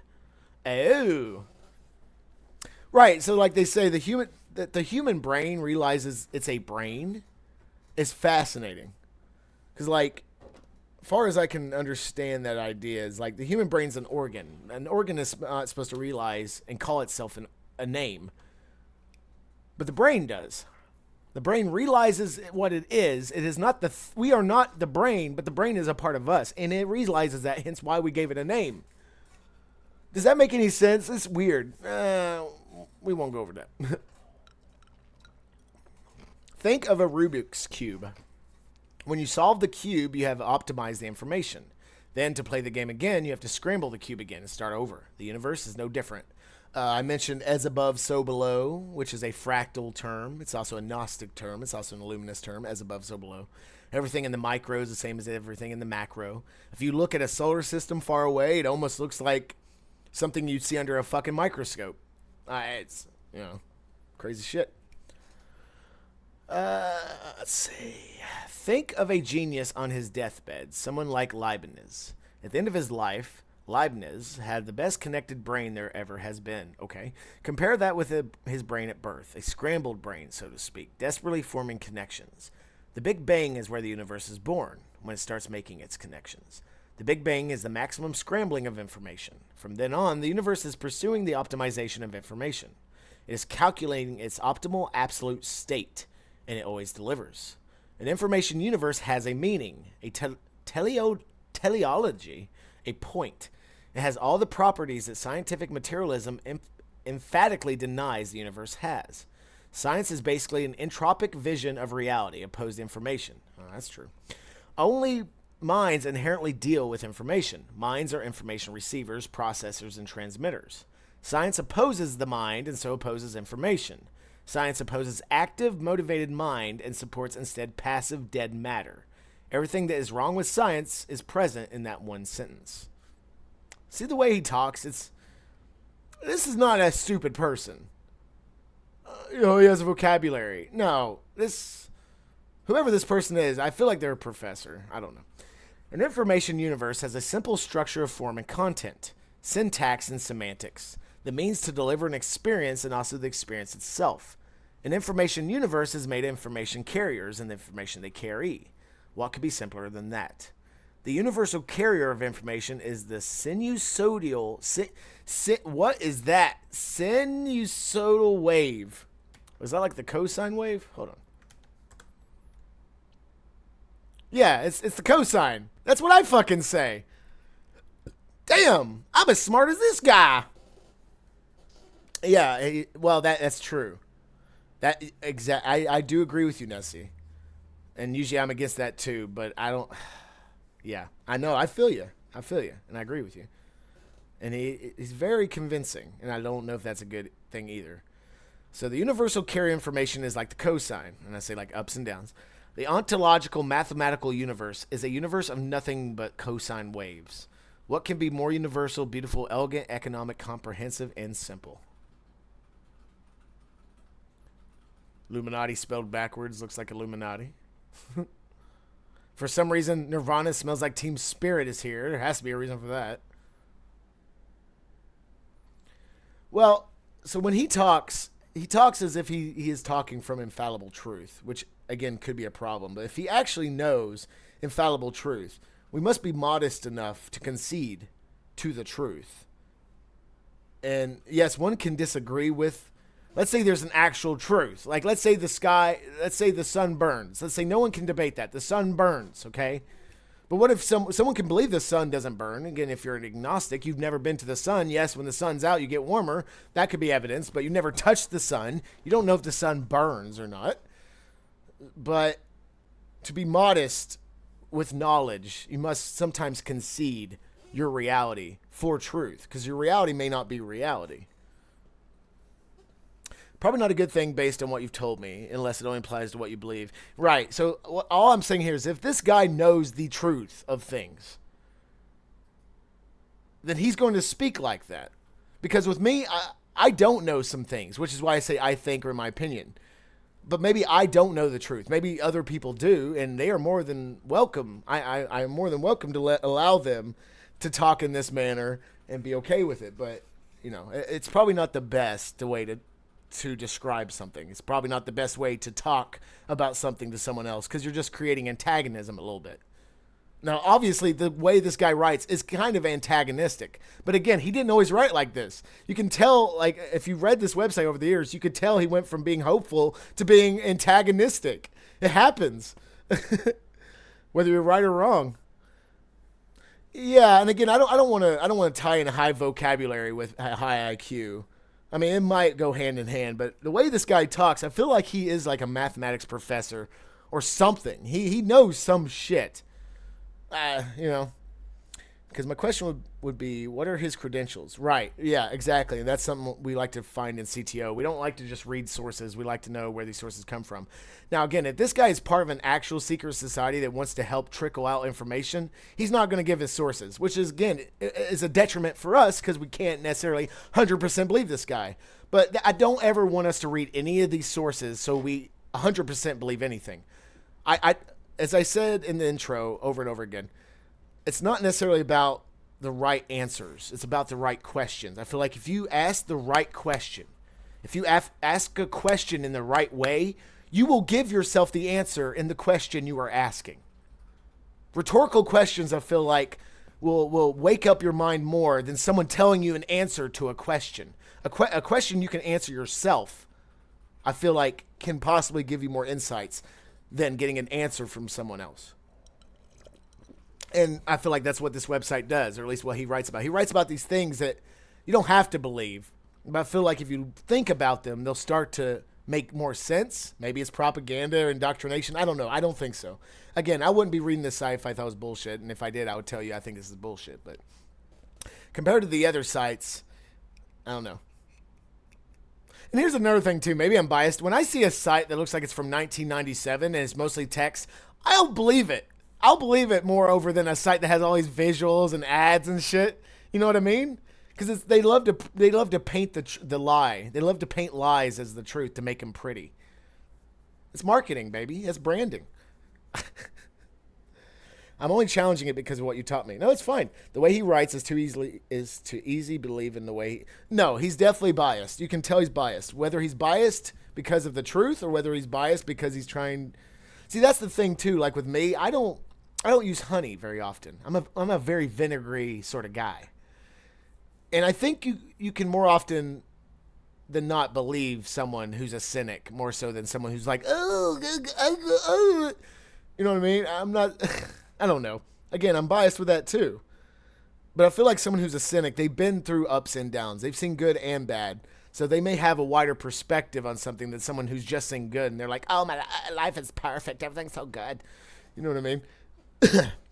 So, again, it's just subtleties in his writing, the way the website's set up, all the things that aren't present, like ads, that makes me want to believe that this is real. There you go. I don't necessarily believe anything he says in this site. It's all good ideas, but it makes me want to believe. I have faith. You know, I can't prove it, but I have faith.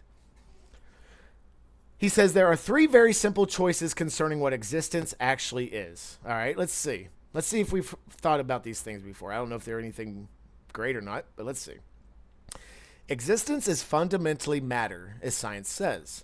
The problem with this is that no one can define what matter is. Now, by the way, this guy hates most sciences and hates religion. Interesting.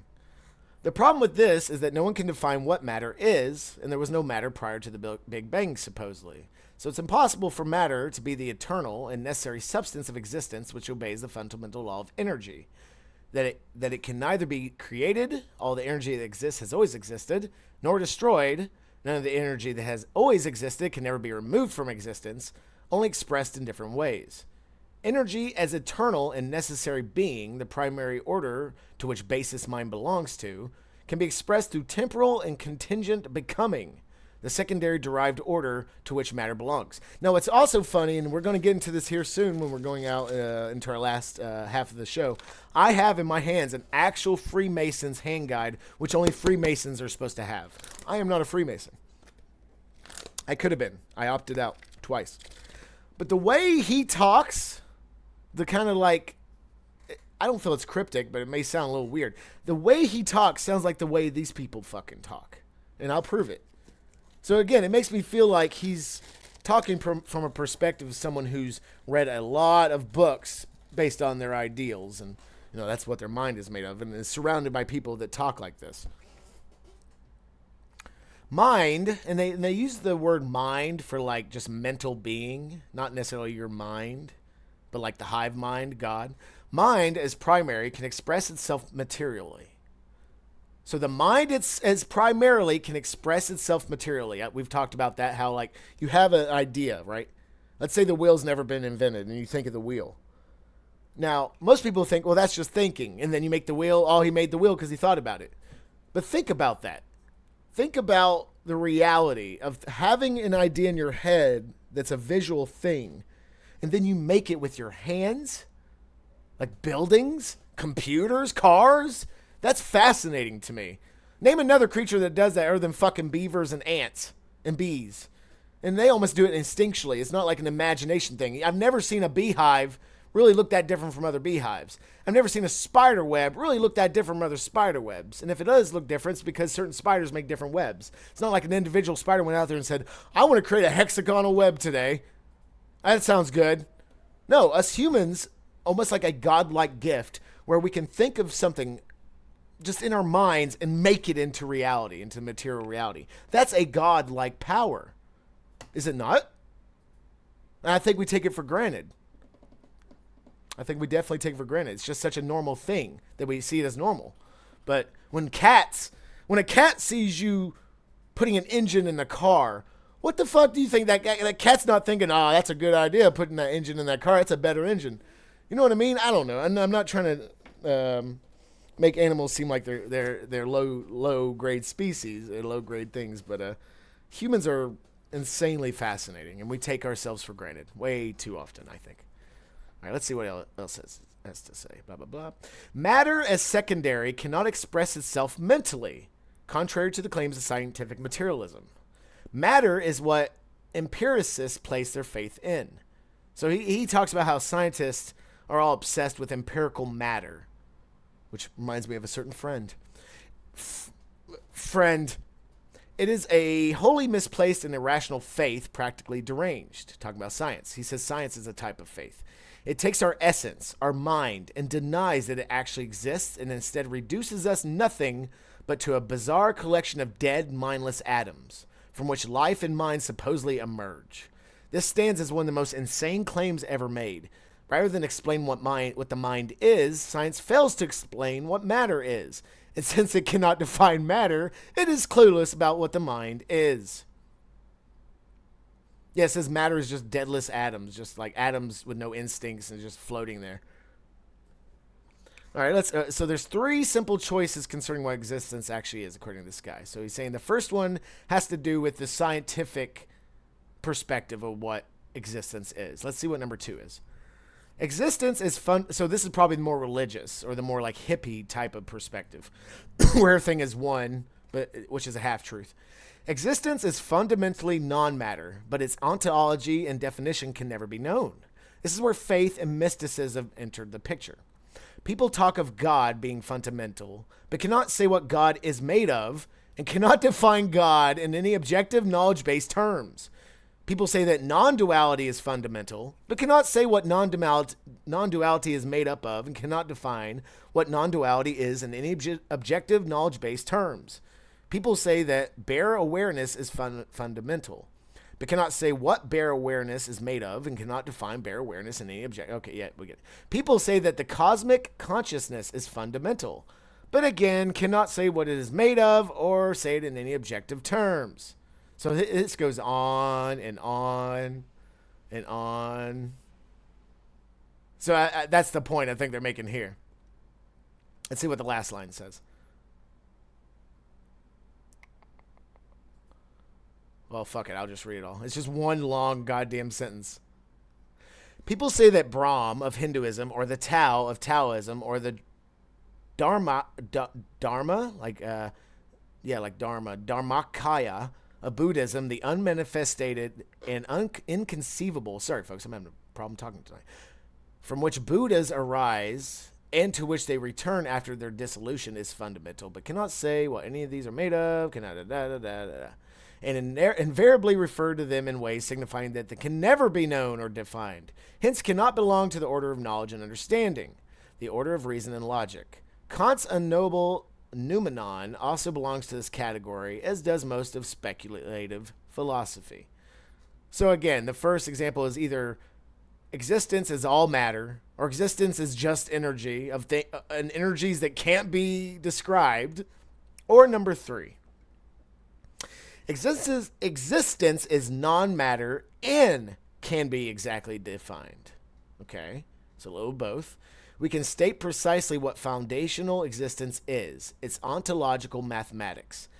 All right, let's look up what ontological mathematics is real quick, because he keeps using that word ontology. Again, what's Nessie says this. What's one of the best ways to converse with someone else? Be on the same page, at least when it comes to words being used, like definitions. So according to this, ontology is the study of being. Thus, the study of the ontology of mathematics involves asking questions about whether special objects exist to serve as the subject matter of mathematical theories, what the nature of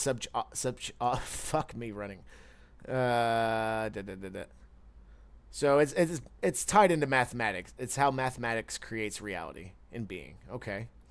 This allows us to know and understand everything. Ontological mathematics is what mind actually is. It's both the language and substance of the mind. It explains everything else, including matter. An exact formula for it can be provided, and its constituents, cosine waves, can be exactly defined. So that's it. There are no other games in town. You can be a scientist who believes that foundational fallacy, that a secondary expression of energy, matter, created via the Big Bang, prior to which it did not exist, is in fact the primary substance of existence, even though it can't be since there's no matter before the universe of matter was created. See what they're trying to say there? Scientists believe, yeah, okay. You can be a person of faith and mysticism who believes in things we can neither perceive nor conceive, infinite mysteries, totally undefinable and inexplicable, things that no one can never know and understand, hence which can never actually provide an intelligible answer to existence.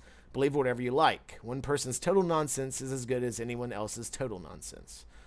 Or you can be an ontological mathematician who can define existence exactly, who can know and understand everything, who can have full spectrum knowledge of ontology, epistemology, metaphysics, physics, mind, and matter, all brought together in a grand unified theory of everything furnished by ontological mathematics.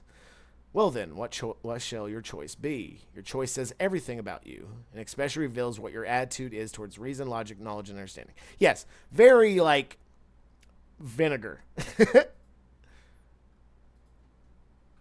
But again, this is not how he used to write. Yeah, he's selling math. That's what he's doing. He wants you all to go to school to be ontological mathematicians. But he goes heavily into mathematics. I can't express that enough. And maybe he's just some autistic dude, but I know he's just talking about mathematics, and maybe in your mind when you hear mathematics, you start to fall asleep. You're like, oh.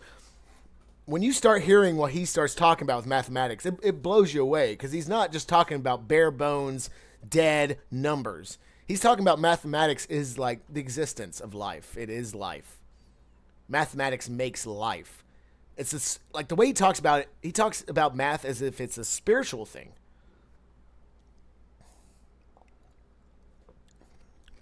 Of course, Nessie, of course. But again, I feel like this was more of his blog. There's a purpose. There's your purpose. I feel like first and foremost, especially nowadays, this became his personal blog about his perspective against reality. So, most blogs are of a personal nature, which is not great if you're trying to sell the truth. But you never want someone to sell the truth. Yeah, downplay the first two options, sway the reader into believing that math is the only sane option. Just an observation. No, maybe that's his observation. Maybe that's been his observation since he's been studying whatever the fuck he's been studying. Maybe he's just come to that conclusion that maybe he tried out science. Maybe because he has a lot of disdain for scientists, which makes me think he was one or he knew them.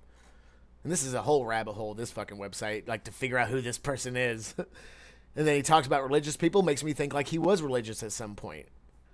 It could be a she, fuck if I know. Could be a them. Again, I'm sorry if I'm boring you all with reading a lot of this stuff. I just wanted to give you examples of different supposed Illuminati groups. And there are a ton in the past, in the present. Let's read just a little bit more. I mean, some of the shit he says really blew my mind back in the day, but he's rewritten this front page over and over. Let's just read a couple more paragraphs here. You either want to know exactly what reality is, or you don't. Mathematics alone allows you to know. Everything else is fundamentally concerned with not knowing and never knowing, and indeed the total impossibility of knowing and understanding what reality is while we are here and what we should be doing with our lives. If you don't know what your existence actually is, you can never know what you are supposed to do with your existence. Science says existence is random, meaningless, purposeless, pointless, and totally unknowable in itself. Faith and mysticism say that reality is an unknowable mystery, yet they also claim that we are somehow able to discern some point to it all. But how can we if we have no clue what reality is? Ontological mathematics alone says that reality is completely definable, completely knowable, and completely understandable. We can know it exactly via reason and logic for the simple, uncontroversial fact that it is made of reason and logic. How else could reality be rational logical if it were not inherently rational logical? If it were irrational and illogical, we could never know the first thing about it. It would be simple chaos. See, this guy knows philosophy too, and possibly even some psychology. Yeah, no, and that's the thing too. Again, I don't want you to believe anything this motherfucker's saying. You don't know him. Who the fuck is this person? But just listen to some of the shit he says. And that's what I do with a lot of the information I take in, is I don't try to believe anything. Some things I might agree with, completely disagree with, but I like hearing different perspectives. It makes me think more. So I can like almost use a mathematical equation in my head with other ideas that came before and taking in the new ideas and seeing if I can meld them. You know, I don't know. Is that weird? Okay. So what he's saying here, kind of like with the brain paradox of how does the brain know it's a brain? It's the brain knows it's a brain without being, is it consciousness? Is it the brain itself? But this is kind of what it's saying here is we can know it we can know it exactly via reason and logic. And again, reason and logic is supposed to be the verbal version of mathematics. With reason and logic is somewhat infallible. You're supposed to be able to figure out why certain things are, why certain things happen, why people do certain things the way they do. A lot of people don't really use logic or reason with the thing they do, but even with logic and reason, you can figure out the illogical and the unreasonable. It's the dichotomy there. And that's what he's kind of saying here is like, how can a universe know of logic and reason if it doesn't run off logic and reason? That's all it's saying. And I don't know. Again, you don't have to agree with any of this. Just different. Existence is simply the principle of sufficient reason, PSR, rendered as eternal and necessary mathematical mind, i.e. the PSR exists as mathematical minds called monads. Funny. And these create 100% of the physical universe via their own mathematical substance, language, and operations. There are no miracles. There is no magic. Nothing is infinitely mysterious. Nothing requires any faith. We live in a universe based on the simplest principle possible. An automatic corollary of the PSR is Occam's razor, which says that the simplest answer to existence is the answer to existence. That's a good one. So Occam's razor is a sort of way of thinking is like the simplest thing is probably true. Like, why did the car crash? Well, you could say God made it happen, or the road disappeared. Well, Occam's razor would state, no, you don't know how to drive, or you were drunk, or, you know, whatever. You're just trolling us since we're off the road. So it's saying here with Occam's razor, which is not always true, it says the answer to existence is the answer to existence. I've been putting it in my coffee. You can have some if you want. Go ahead and try it at least. So, and I'm gonna give you all a spoiler alert, and you don't even have to believe me. I'm gonna give you a question. All right, Addy. See, Addy, you ain't asking no questions. Well, you know everything already. All right, buddy. You have a good night. We'll talk again soon. Hey, Addy, before you go, if you're still there, Addy and Rel, I'm gonna ask you all a question. Anyone else out there? What's the meaning to life? What's the meaning to existence? Well, Addy, you've barely said nothing. You barely said nothing to me.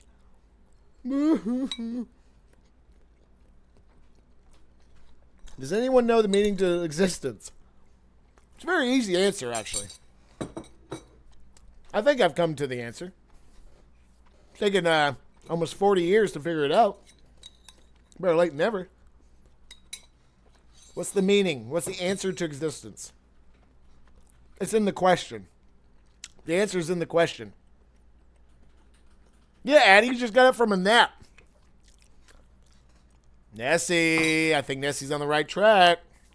It's a really easy answer, y'all. And when I say the answer, I want you to debate it in your head. I want you to be like, okay, he said this thing. Is it really the truth? And then go through examples. Change my mind. The answer to all existence, the answer to life itself, is to exist, is to live, or as Nessie said, is to create. To create life, to perpetuate itself. That's it. That's why so many people can't come up with the answer, because they think it's so fucking impossible to understand. No, The answer to what is the meaning to existence is to exist. That it is a self-perpetuating system of existing, of almost seeing itself, almost like the universe is God existing and living through itself to understand itself. At least that's what the Gnostics believe. When I think about debating that answer, I can't. I try and I can't come up with any logical, reasonable, or even unreasonable debate against that. The reason for existence is to exist. Well, you're not wrong. Hey, I don't really know. I just think the experience. See, you're all on the right track. Nessie said to create. Rail said to experience. Addie said to procreate. All three of those things are what? Systems of experience. Systems of procreating experience. Systems of living. Stars do it. Galaxies do it. Black holes do it. Animals do it. Bugs do it. Amoebas do it. As above, so below, my friends. It's all the fucking same. Yeah, there's death here too, but death creates life. When forests burn down, the trees all burn down, but the ash goes into the soil and revigorates the soil into more life. That's what the cosine is. That's what he was talking about in this. That life in existence is a cosine, an ontological mathematical equation of ups and downs. And that's how like human life is too. You know, they always say 3 bad things happen, then 3 good things happen, then 3 bad things happen. And It's all a fractal unto itself. And it's so easy, and the enemy knows it's easy to understand. That's why they convolute every fucking thing to make you question everything. But the simple answer is that every answer is pretty simple. We just have to go past our egos and our culture and our bias and just come to the conclusion that shit's not as complicated as everyone wants to make it out to be, in my opinion. So life is a self-repeating, it's not a virus. It's not a virus. It could be a self-perpetuating meme. No. Memes are like reality cut short. Memes are like, let's say this lighter is life. You know what the meme is here? The meme is either just the fire. Yeah, the meme is just the fire. This is life. This is a meme. You know what I'm saying? You see the pretty thing that gets your attention, but you don't give a shit about how this works. And it should be the other way, yeah? I mean, some of you know how the fucking lighter works. you know. So life is everyone's existence is different, create in different ways. If the answer was all the same end, we wouldn't have such surprises. Well, that's the thing too. So the way one can exist is obviously different. Like birds exist in a different way than fucking caterpillars, and humans live in a different way than volcanoes or whatever the fuck. Not that volcanoes are alive, but it's all different ways to experience existence. And that's why the Gnostics believe, the original Gnostics believe that the universe is kind of like God understanding itself through existing. Because how do you know yourself? Could you ever know yourself in a black room? Just in a room with no lights, no walls you can touch, just a black, surfaceless room. How would you know yourself? No one else to compare yourself to, no other colors, there's no mirror you can see. Let's say there's food and stuff you can eat in the dark, whatever, but let's say there are lights. Let's say there's one light, still no mirror, you're just in a box. How would you ever know yourself when you can't put yourself out there to compare and contrast yourself to reality? Because you can't know the self without knowing the opposite. Like, you can't know how it is to truly be happy unless you've truly been sad, or vice versa. You know how it is to be cold if you've never been hot. I mean, well, of course, you can, but I think you know where I'm getting at. Well, it's funny, Addie. Let's see if we can find the original definition of memes, because memetic legacies and memetic shit has been around for a while. A meme is not a new thing. The term meme has been around quite a while. A unit of cultural information, such as a cultural practice or idea, that is transmitted verbally. Oh, I see what you did with the virus thing there.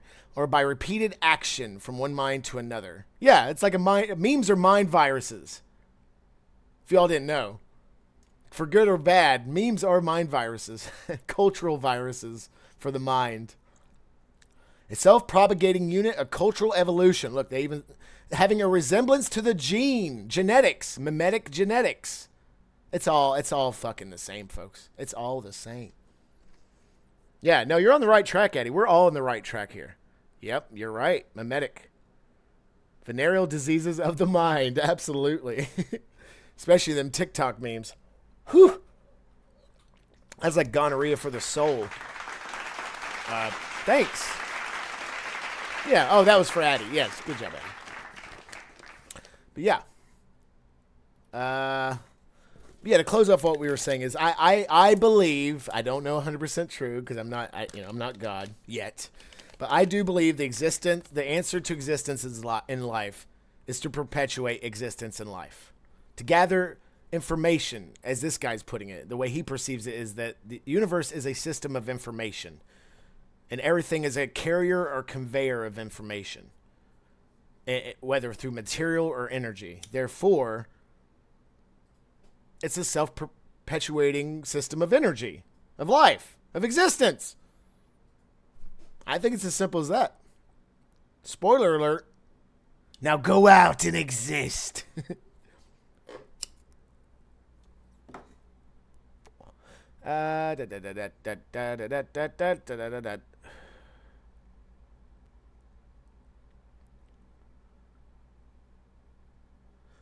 Yeah, again, I'm gonna repost the link, Addie. If you're ever in a reading mood, or anyone else out there, give it a go. If you're the reading type, give it a go. There's just so much here. And this is just the front page. The front page goes on and on. They talk about the singularity. They talk about Lucifer. They talk about Gnosticism. They talk about Abrahamism. They talk about every goddamn thing you could think of. And then when you go back to the top of the page, you'll notice there's even more. But it's if you're a truth seeker of any sorts, this is a insanely good source of information you probably haven't heard from anywhere else. I'll guarantee you that. Thank you, Addie. Yes. And this website may not be here much longer. They may not want to pay for the servers or for the website to be up anymore. Because you can tell this guy's pissed. I'd be pissed too. What if you did know? What if you 100% knew the truth and no one fucking believed you? That would make me angry. Like what? Not if you thought you knew the truth, but if you actually knew the truth, if you somehow knew the truth, and everyone made fun of you and didn't believe you, how else would? I mean, I guess you could just roll over and die. That's fine. Just roll over and die. Fuck it.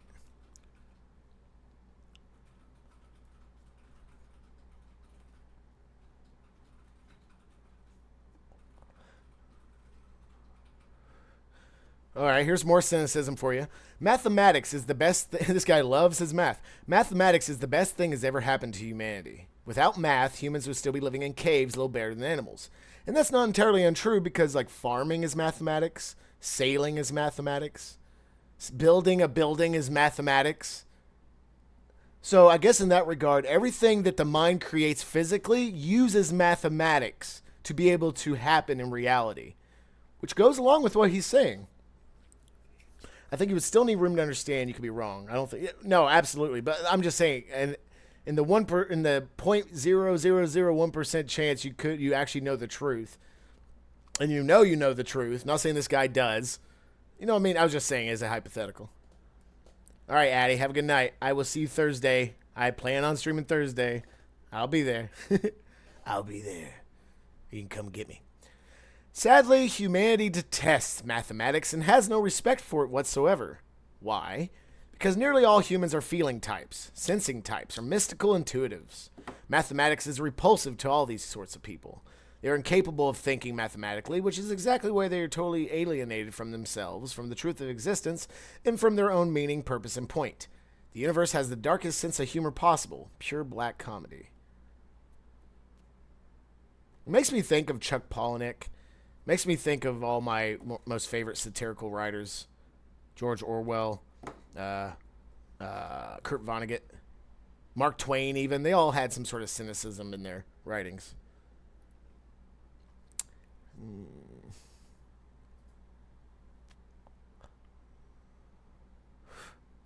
So these people, you could say, So this guy, the Luminous group he's a part of, and I want to get, it's, man, the show's got to end here very soon, an hour or less. Let's get away from this. Let's be the last part, because again, I want to go into Freemasonry, second topic of tonight. I want to show you that a Freemason lodge exists probably within 50 miles or less of everyone here. If you live in America, even Canada or Europe, you're going to have a Freemasons lodge 50 miles or less from your house, and I'm going to show you. And then I also want to show you proof that certain groups can take over other groups and completely destroy them from within, and I'll prove it in real time. But let's just end this here. Let's see what else yet. So I was going to say, I think this this Illuminous group are kind of like pagans in the sense that Romans and Greeks were. These people believe in different gods. However, their gods aren't so far removed from themselves and their culture like other gods would be. These gods like live within you. These gods live within the land. They live everywhere. You know? Hold on. You've seen some what? Sorry. Lodges? Yeah. Hell, there's at least 3 in a 5-mile radius of my house. This guy states, we are the Faustians, the seekers of absolute knowledge. We travel from Chimera, the land of perpetual darkness, to Hyperborea, the land of perpetual light. Castalia is our citadel of reason, from where we play our cosmic game, the ineffable glass bead game. Now, I'm not going to pretend I know any of these places or some of these places, but I'm sure they're getting it from somewhere. Golgonzuza is our city of imagination, where we conceive reality in itself, where we commune with the source. We don't merely imagine it. We work it out in every detail, via mathematical reason and logic. We know and understand it absolutely. Who are the gods we admire? They are Abraxas, which is the agnostic god. I'm not going to go into that. We'll go into Gnosticism in a later episode, but Abraxas, that's where Lucifer came from and all that shit. Lucifer and Satan are not the same entity, by the way, according to Gnosticism. It's pretty wild. They are Abraxas, Prometheus, Apollo, Dionysus, Sophia, Athena, Aphrodite, Hecate, and Janus. And most of us have heard of those names except Abraxas. Interesting.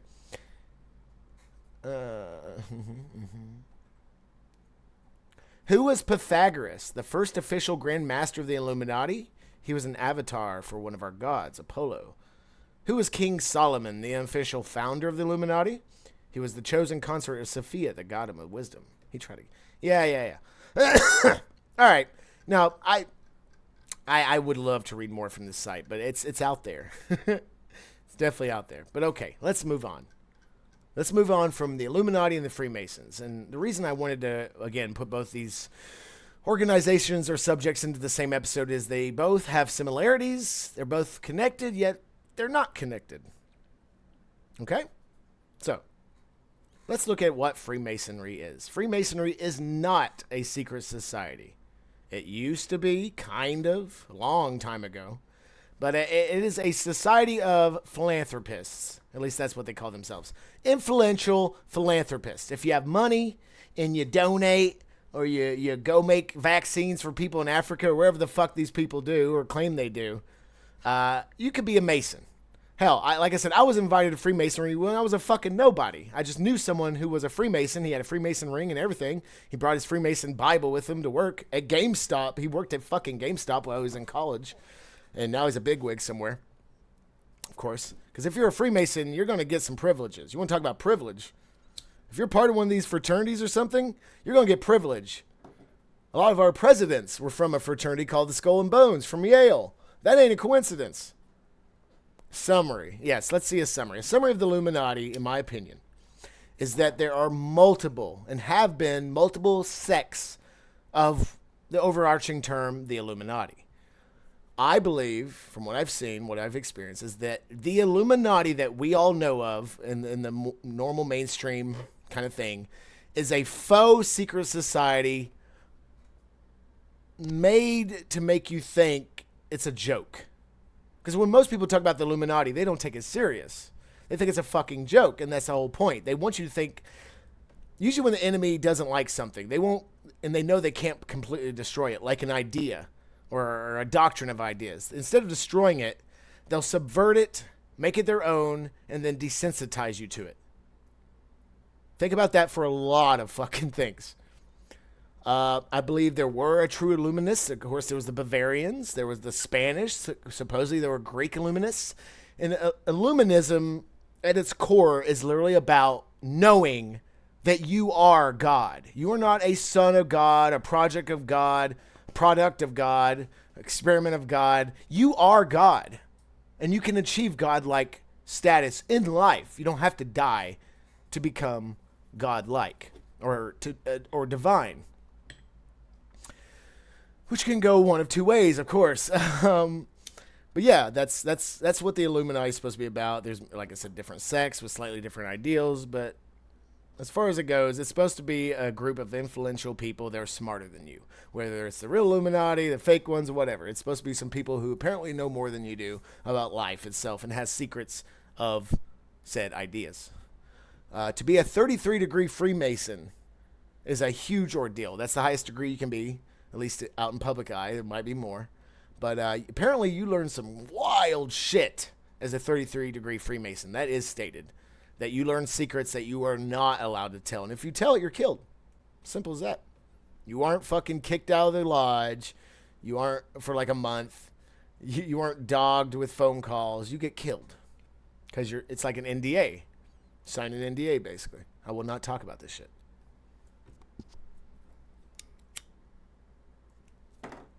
So, you want to, now, Masonic, the Masonic Freemasons, all right? The Masonry, again, how to build buildings. How do you start a civilization? You build buildings. That's how civilizations start. Well, not start, but that's how they become civilizations. As ideas turn into material, you get buildings, like temples and businesses and stuff, and then you have culture, in that order. So to be a Masonic, which is not necessarily just about Masonry, Masonic has to do with like Christianity or some sort of God. If you've ever seen the symbol for Freemasonry, where is it? This symbol here. Can you really see it? Why does it look like? There we go. The G in the middle stands for God. To be a Freemason, you have to believe in a God. I don't think there's such thing as atheistic Freemasons. Maybe there's a whole Freemason group. Are they made of Freemasons that don't believe in God? But more often than not, if you want to become a Freemason in an actual Freemason lodge, go to classes, go to sermons, whatever the fuck they call it, be a part of the big club, you have to announce and proclaim you believe in a God. Now, you don't have to believe in the Christian God. You don't have to believe in the Jewish God. You don't have to believe in any God particular. You just have to be spiritual. There's many reasons for that. We're not going to get into that right now. But yes, that's one of the only really things. You have to pay an annual due, and you have to believe in a God. And it helps if you actually are big in your community.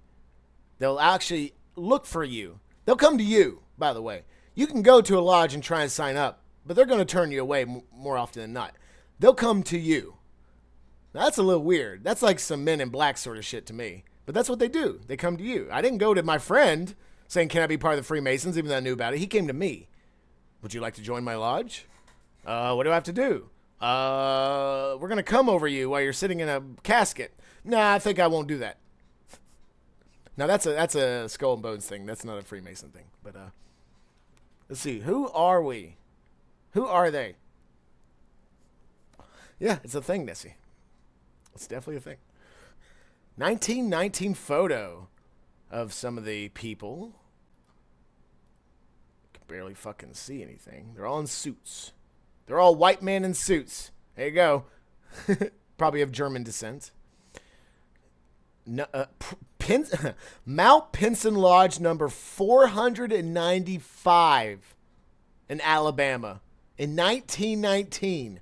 Now, granted, the numbers may not go over how many numbers of lodges they are. Maybe 400 is maybe like 100 is designated for over here. 200 is designated for middle. You know, I mean, stuff like that. But it could be talking literally about there were 495 lodges in 1919, of which there might be a little bit more than that. Maybe less. Probably less. They are all about disaster relief, education, information publications, Masonic Information Center, hospital visitation programs. At least this lodge. Symbols. They're all about the symbols. Surprised they probably have their hands in their pockets. The Grand Master of Ohio. See, they're masters. Oh. We have a Hispanic. Oh, no, he's Canadian. Members from Puerto Rico, Japan, Philippines, Panama, American, Canadian. Yeah. That doesn't really help. This lodge is from Iowa. You can actually contact them right there. They got a couple numbers. But yeah, each lodge has its own website, more likely. Let's look at the list. Tell me a state. You're in Ohio. Okay, Rel. Let's look up some lodges in Ohio. Let's see. So right here we have United States big lodges. Now, this does not list every single lodge. This list is of the grand lodges. There's small member lodges, and then there's large ritualistic grand lodges that the big shit goes down. Let's see if there's any big lodges in Ohio. Rel, you live, where you live in Ohio, man? I used to live up there. Mom used to live up there, see her every other weekend. I liked it up there better than down here, I'll tell you that.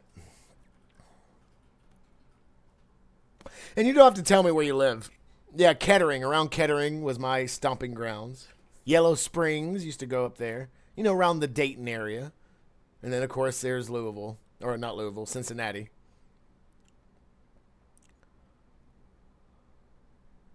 All right, here we go. We have a Grand Lodge of Ohio, 634 High Street, Worthington. In Worthington, Ohio. They also have the Prince Hall Grand Lodge in Columbus, Ohio. So they have 2 Grand Lodges plus all the little lodges in Ohio. They both have their own website. Here's the one in Columbus. Now, this is funny. I've mentioned there's different Freemasonry, right? There's lots of different. So you ever heard of the Shriners? Y'all ever heard of the group, the Shriners? Usually they deal with hospitals, specifically kids' hospitals. You might even seen a shrine. Hell, so there's like 4 temples around us, Nessie, if not more. There's a Shriners temple that looks like it's straight out of fucking Arabia. It's so weird. But some of the Shriners are like only old men. Some Freemason sects are only blacks. Some Freemason sects are only Asians. Some Freemason sects are only females. There's a lot of different subsects of Freemasonry that, like with different churches, probably have different ideals. It's very interesting. Youngstown, word, all right. God, I think I've been around there. I wonder if they have a lodge in Youngstown. So these are only Grand Lodges. But yeah, this is the Grand Lodge of Ohio. Free and accepted Masons. Look, the all-seeing eye. Again, another connection to the Illuminati. If anything, the fake Illuminati is actually a Freemason sect. A Freemason sect that takes over for their marketing and branding. Prince Hall, from whence we came. I will say a lot of the lodges in Ohio have black people as their leaders and a lot of black members. A lot of black Freemason halls and lodges in Ohio, which I find interesting. I don't know why, like in Ohio. Akron. Guess it just depends where you are. Yes, so many different kinds. So you can't say like one Freemason lodge is like the other. It's not like that. Some some Freemason lodges might be about Christianity. You might not be able to join if you're not a self-proclaimed Christian. Most of them probably don't care.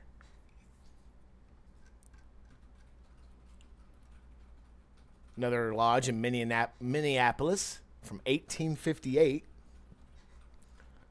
It says here, for centuries, men of every creed, race, color throughout the world have found in the symbolic lodges of Freemasonry the light. Freemasons love the light, by the way, light bringer, to search for their search for the answers to eternal questions. What is the meaning of life, the nature of God and man? See, again, we've already answered that tonight. You don't have to go to a Freemason lodge to understand the meaning of life. We already went over that. I'm sure it's like religion in general. There's so many versions of religion. Right. I mean, there's so many different variations on the religion that believes in Jesus Christ. You know what I mean? Some of them believe that the Virgin Mary is a saint. Others don't give a shit less about the Virgin Mary. Some believe that the Virgin Mary was more powerful than Jesus because she gave birth to Jesus. Just so many different variations. I mean, the Christianity that Amish people follow is probably way different than most of the churches any of us have been to. A little bit more stringent. Is that the right word? Freemasonry is a system of morality veiled in allegory. They love symbols and allegory. And we're going to go over this book here in just a second to show you all about that. Not a religion, but religious in character. That's what the Illuminati stated as well. It is a philosophy of ethical conduct which imparts moral and social virtues and fosters brotherly love. Sometimes. Its tenets have endured since man turned the first pages of civilization. So look, it says here that Freemasonry has been around since written civilization, which again goes before Greek Illuminism. So this shit's old, y'all. We've been surrounded by this shit. This shit has been prevalent. It's not so much a secret as like it's all around us that we don't notice it. It is the fabric of our reality, this Freemasonry stuff, all these ethics and stuff. They probably don't even stem from religions. Religions probably stem from these secret societies, not the other way around. I believe some secret societies did happen because of religions. You'd have to, if you were in a Catholic town and you told people you weren't Catholic, they'd fucking kill you. So you'd have to go underground to have a secret religion. But I believe a lot of religions, the institutions themselves, came from secret society ideals. They embody an understanding of which man can transcend ordinary experience and build a life in greater harmony with the great architect of the universe. Yes, Freemasons don't call God God. They will more often than not call him the great architect. Where have I heard that before, the great architect? You ever seen the movie Matrix?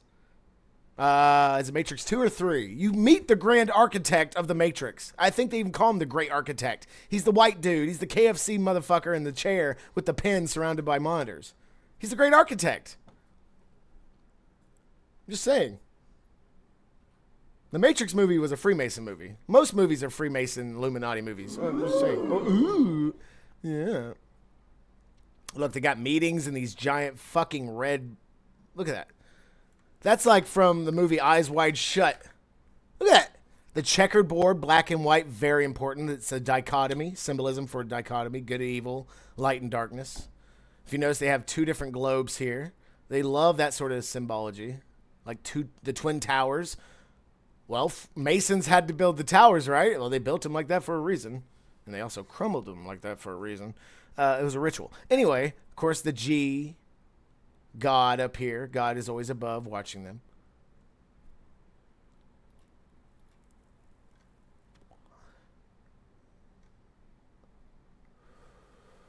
Yeah.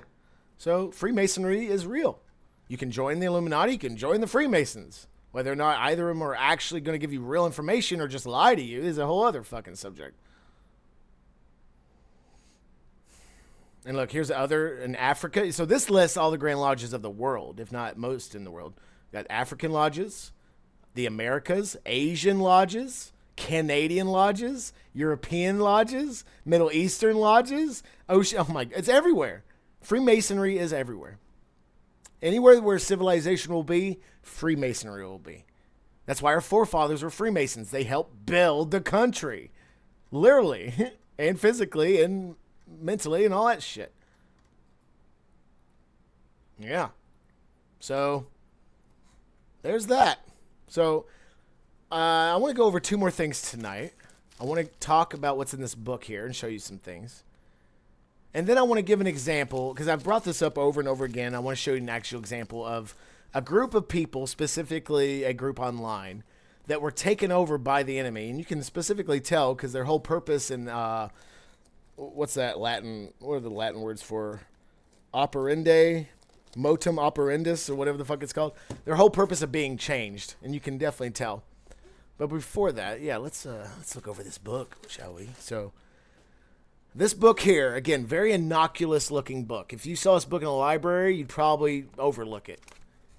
That was the point. It is called The New Kentucky Monitor, revised by Henry Purtle. It has no title on the side.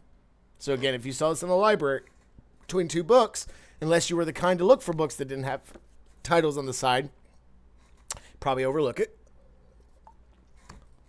And this book has a shit ton of information. Again, not going over it all, but I just want to read from it. I want you to see the similarities between how they talk in here and how that guy talked in his blog. If you see here, one of the very first pages, it shows this dapper gentleman with his hand in his pocket, might I add. Is that his right hand? That is. With his right hand in his coat pocket, again, to symbol, to show other Freemasons that you're a Freemason. Anthony Sayer, the first Grand Master of the Masons in 1717. Now look, they're already fucking lying to people. Again, just because it's a book doesn't mean it's true. Just because it's internet doesn't mean it's true. You know what I mean? People have been lying to other people since we could write. So I don't think this was the first master. 1717, according to Britannica, according to the Freemason lodges themselves, Freemasonry's been around for quite a while. So obviously this was not the first master, Grand Master of Freemasonry. But perhaps this was the first master of the lodge that this book came to, because all these books are not the same. Each lodge probably has a slightly different book. This was written in 1921. So I thought this was only 60 years plus. No. This book's over 100 fucking years old, okay? Interesting. Does anyone else here own a book that's over 100 years old? I mean, that's fascinating shit. All right. Let's look at the preface here. Look, it shows George Washington. So if there were any question beyond a shadow of doubt if he was part of a secret society, well, there is no more doubt, at least according to this book. George Washington with painting with his Freemasonry memorabilia. You can see his little pendant there. If he'll fucking do it. Oh my God. Gotta get a better camera. I gotta use my actual better camera. Anyway. And what's funny is this even though this is a hand guide for an actual member, it redacts stuff in here. You'll start reading and all of a sudden it'll be like dots where words are supposed to be. It's not an ellipse like going into the next sentence. It's literally words that they take out that they don't want you to know. So even to their fellow members, they hide stuff. Their lower members. It prefaces saying that my brethren engaged in the active work in the lodges have found the Monitor, this book, a practical help in their efforts to extend the light is capitalized by the way, is most gratifying to me. They have solicited me to include the ceremonies of opening and closing the lodge, omitting of course the esoteric portions. So this book omits the esoteric hidden knowledge. It even proclaims that right there on the first fucking page. They have solicited... I have endeavored to supply these forms carefully edited, to conform to the practice of well-informed brethren. These and the optional charge so that's saying this is a book even for the higher brethren, because you have to memorize the book, and even if a word's missing, the higher level brethren will know what the word was.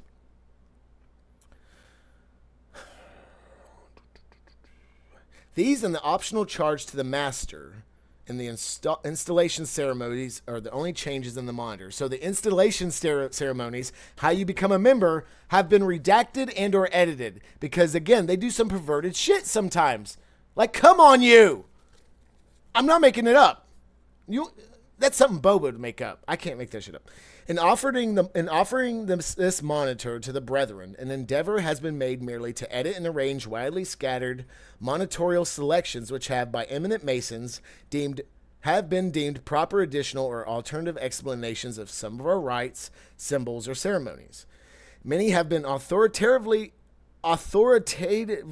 endorsed and approved by various Grand Lodges as proper to be included in the Book of Monitorial Instruction. They have been found to be of practical value and actual use in the Blue Lodge, and the book is offered to the craft, capitalized, as a small contribution towards a more perfect understanding of our rites and symbols, and as an assistant to the officers in the lodge in their sincere endeavors properly to disclose more light in Masonry. Are you saying Skull? No, I'm saying Skull and Bones are a Freemason sect. That again, I think the Illuminati is a front. So, yes and no to your question. Yes and no. The Skull and Bones could be a Freemason sect to help push people into the forefront of which could be summed up as the Illuminati group. Again, Illuminati group are like the fucking entertainers of the Freemasons. They're the figureheads. They're the ones that are dangled on the strings right in front of us. Or they're the ones that we think have power, when in reality, they're the ones being used the most, in my opinion. Great care has also been given in editing the realistic forms to be observed in conducting the funerals and ancient ceremonies of the order. Again, this book does not go into detail about what rituals they do. Nothing is included in this little volume which is not believed to be of value to the traveler toward the east, nor which has been not heretofore appeared in print and is an approved, if widely scattered, sources. It has nothing to say concerning the esoteric or secret works of our Freemason brethren.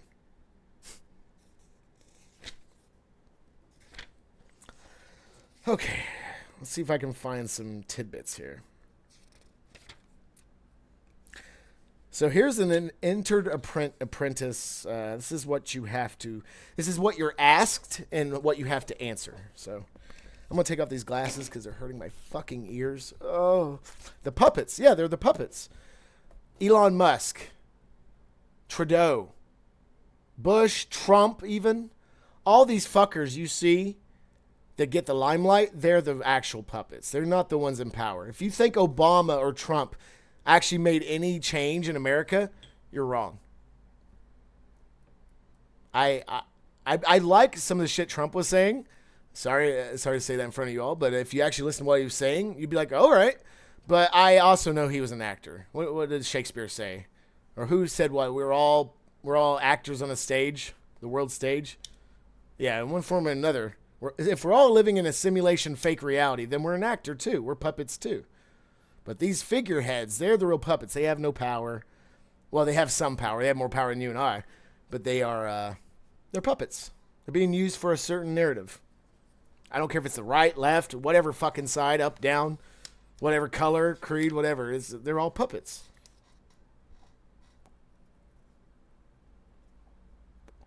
So, there's some preface to this thing, but here we go. This is the first question. You are asked, do you believe in the existence of God, the Creator? If you say no, you can't join. So if you say yes, on to number 2. Do you solemnly declare upon your honor that unbiased by friends and uninfluenced by mercenary motives, you freely and voluntarily offer yourself a candidate for the mysteries of Freemasonry? Again, if you say no here, that's where they, kick you out on your ass. If you say yes, you go to the next question. Do you solemnly declare upon your honor that you are prompted to solicit the privileges of Freemasonry, again, talking about that privilege, by a favorable opinion conceived of our institution and a desire for knowledge? No, you leave. Yes, go next question. There's 4 questions. 4, do you solemnly declare upon your honor that you will cheerfully conform? Cheerfully conform. That's why all the enemies always have smiles. We love taking over the world. Fuck all of you. They cheerfully conform to all the ancient established usages and customs of our fraternity, and forever keep secret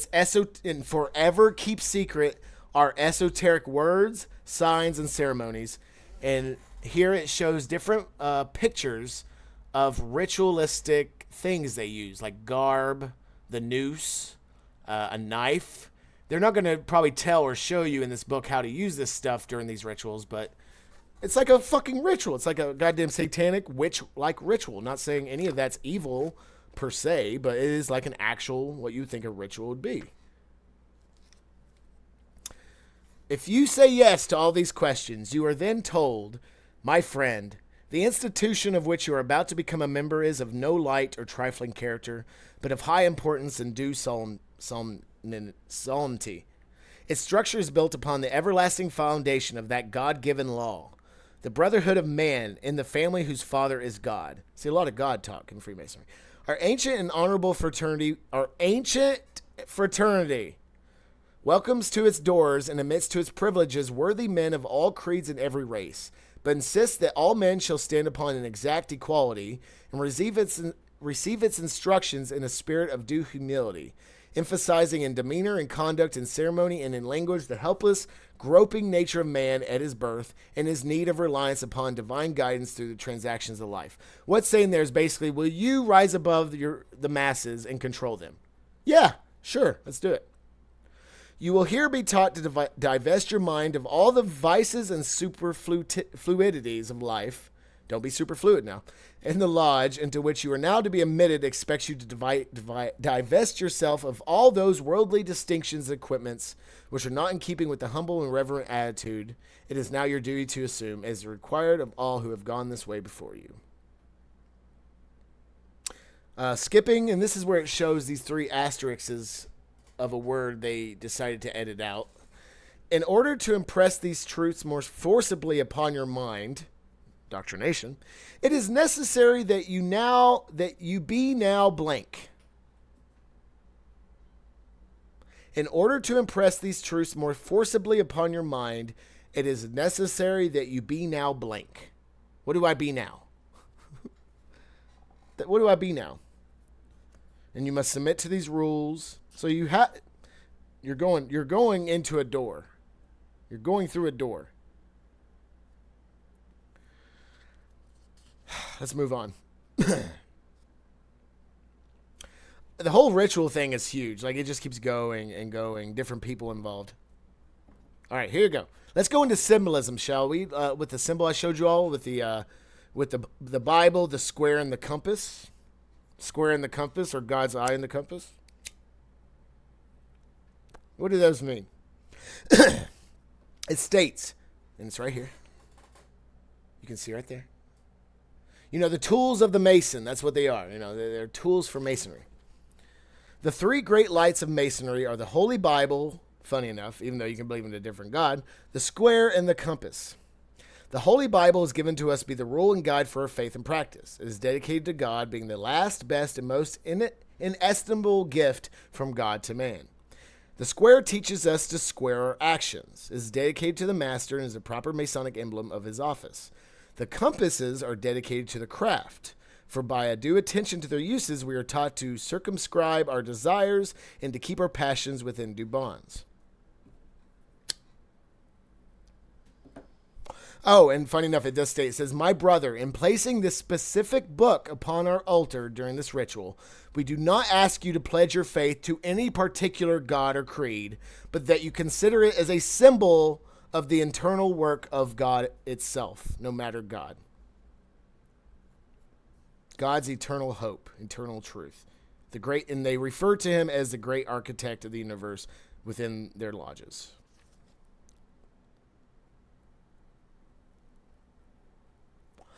The 3 lesser lights of Masonry, this is strange, are the sun, the moon, and the master of the lodge, which are here presented by 3 burning tapers placed in a triangular position upon the floor of the lodge. They are intended to remind us that symbolism, which makes the lodge a type of world. See, I told you, symbolism is language. It could also be a reality. And hence the master, presiding and dispensing their light, may well be compared to those heavenly luminaries which were made the greater light to rule the day, the lesser light to rule the night. And we are thus reminded that as the sun opens and rules the day and the moon governs the night, so should the master, with equal regularity and precision, open, rule, and govern his lodge. You will now observe me as the acting master of the lodge, and then the asterisks are there for, I guess, the name of the master of the lodge. And it keeps going. Talks about King Solomon, which is King Solomon's a whole fucking episode. King Solomon was the Jew that killed God. He rose above God and killed him. Y'all didn't know that? God's been dead a while. Supposedly. He was King Jew. There's another King Jew. The entered apprentice ritual just keeps going on and on. Like, you have to memorize this shit. It's crazy. A lodge has 3 principal supports represented by columns. I know you all have seen columns, like Roman, Greek columns, or just columns everywhere in federal buildings. Columns, why are there columns outside? Why are there Roman, Greek-like columns outside of federal buildings? That ain't a Roman or Greek thing. That's a Freemason thing. These columns are representative. They are symbolic. As you can see here. Okay. It says a lodge has 3 principal supports presented by columns, which are wisdom, strength, and beauty. Wisdom to contrive, strength to support, and beauty to adorn. Wisdom to conduct us in all of our undertakings, strength to support us in all of our difficulties, and beauty to adorn the inward man or soul. The universe is the temple of the deity whom we serve. Wisdom, strength, and beauty are about his throne as pillars of his work. For his wisdom is infinite, his strength omnipotent. It almost sounds like you're reading a Bible. And beauty shines through the whole of his creation. In symmetry and order the heavens, he has stretched forth as a canopy. The earth he has planted as footstool. He crowns his temple with stars. As with his diadem and his hands extend their power and glory. The sun and the moon are messengers of his will and all of his laws in concord. It keeps going on about the symbolism there. A lot of allegory. And that's what an allegory is, like symbolism, like verbal symbolism, you know what I mean? It's like an analogy. More symbols. And everything comes in threes. Masonic people, they love the number 3. They specifically love the number 33. Hence why they have a 33-degree High Master Freemason. Again, the lodge has 3 symbolic lights. The east, the west, and the south. There is no light in the north because of King Solomon's temple, of which every lodge is a representation of. What? I didn't know that.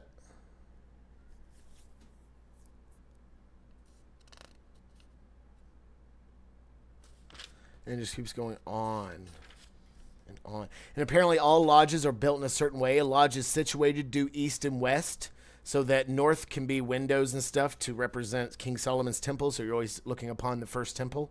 If you've never heard of the 3 temples of the Judaic people, that's a whole other fucking episode too. That's some crazy. That's a reason for Zionism right there. But again, I'm not going to go into that here with this episode. And then the south is for, another area. It's like very feng shui. It keeps going, and here's my brother. Look on page 56. So the whole introductory ceremony is 56 pages. My brother, as you are now introduced into the first principles of Masonry, I congratulate you on being accepted into this ancient and honorable order. Ancient is having subsisted from time immemorial. 8-minute warning. Well, we'll probably go over the 3 hour. Like I said, I want to at least show you one more thing, so not a big deal. And there's so much in this book. Like I said, we're going to have to take more episodes out to just go over Freemasonry on its own and Illuminism on its own. Because, again, there's so many different types of each. Let's see if I can find something interesting to end this book on.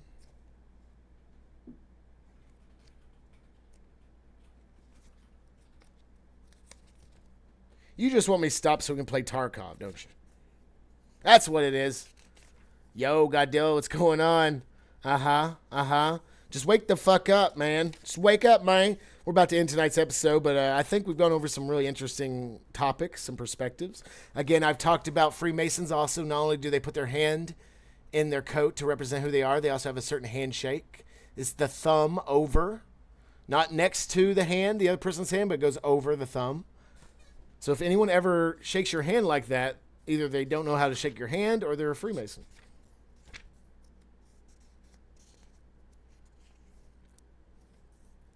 So get this about King Solomon.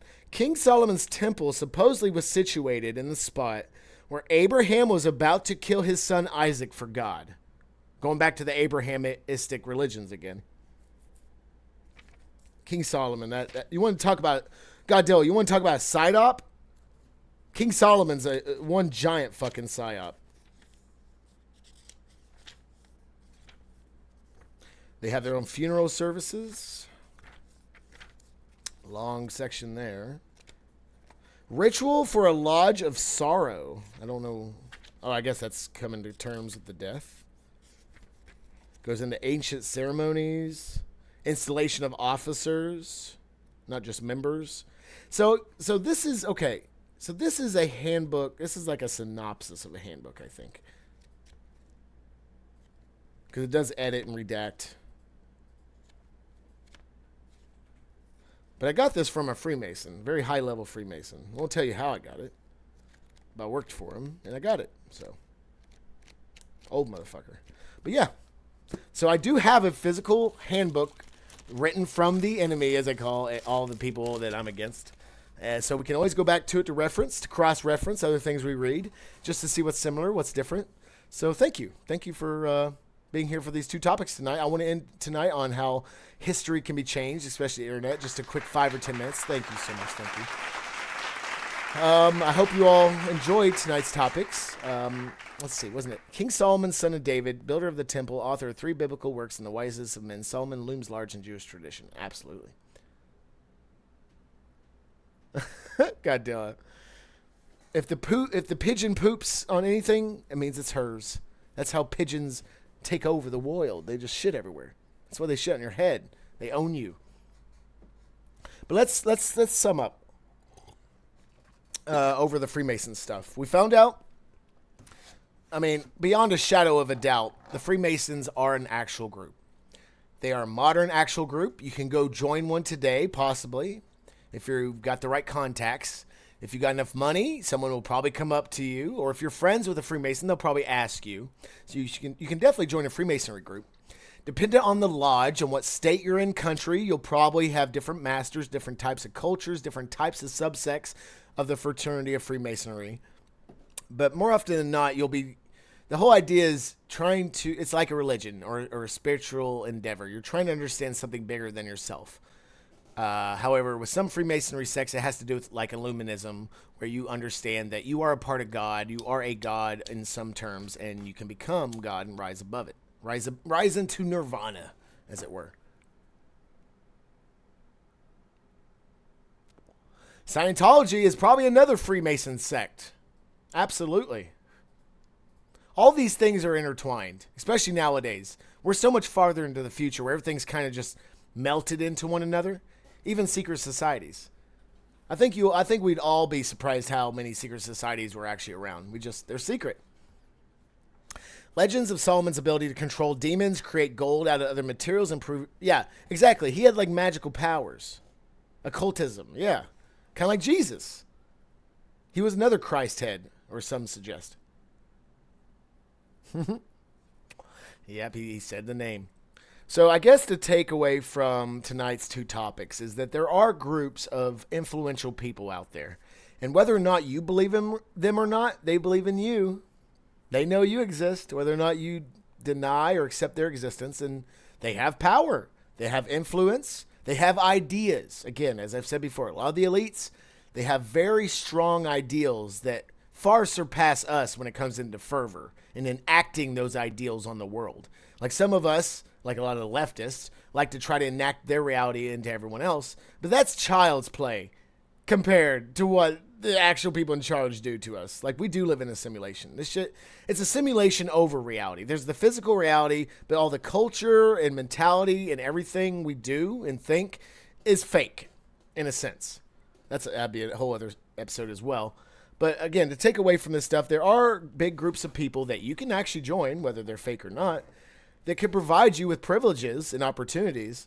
But know that if you join the Freemasons or the Illuminati, they're going to use you. You're going to be used. You're not there because you're one of the brothers. You're one of the brothers in the tenet. You are there, or to follow the tenet, sorry. You are there to be useful to them. And when you're not useful anymore, or you tell on them, and you narc on them, and you dox them and their secrets, they're going to fucking kill you. Simple as that. It's not a fairy tale. Now, the whole killing part is up for debate, because obviously we did not look at any evidence of that. But there's a lot of evidence floating around that they kill their own. They throw their own under the bus far more often than you'd think. Right. And some of them could be like ultra autistic, dude. You never fucking know.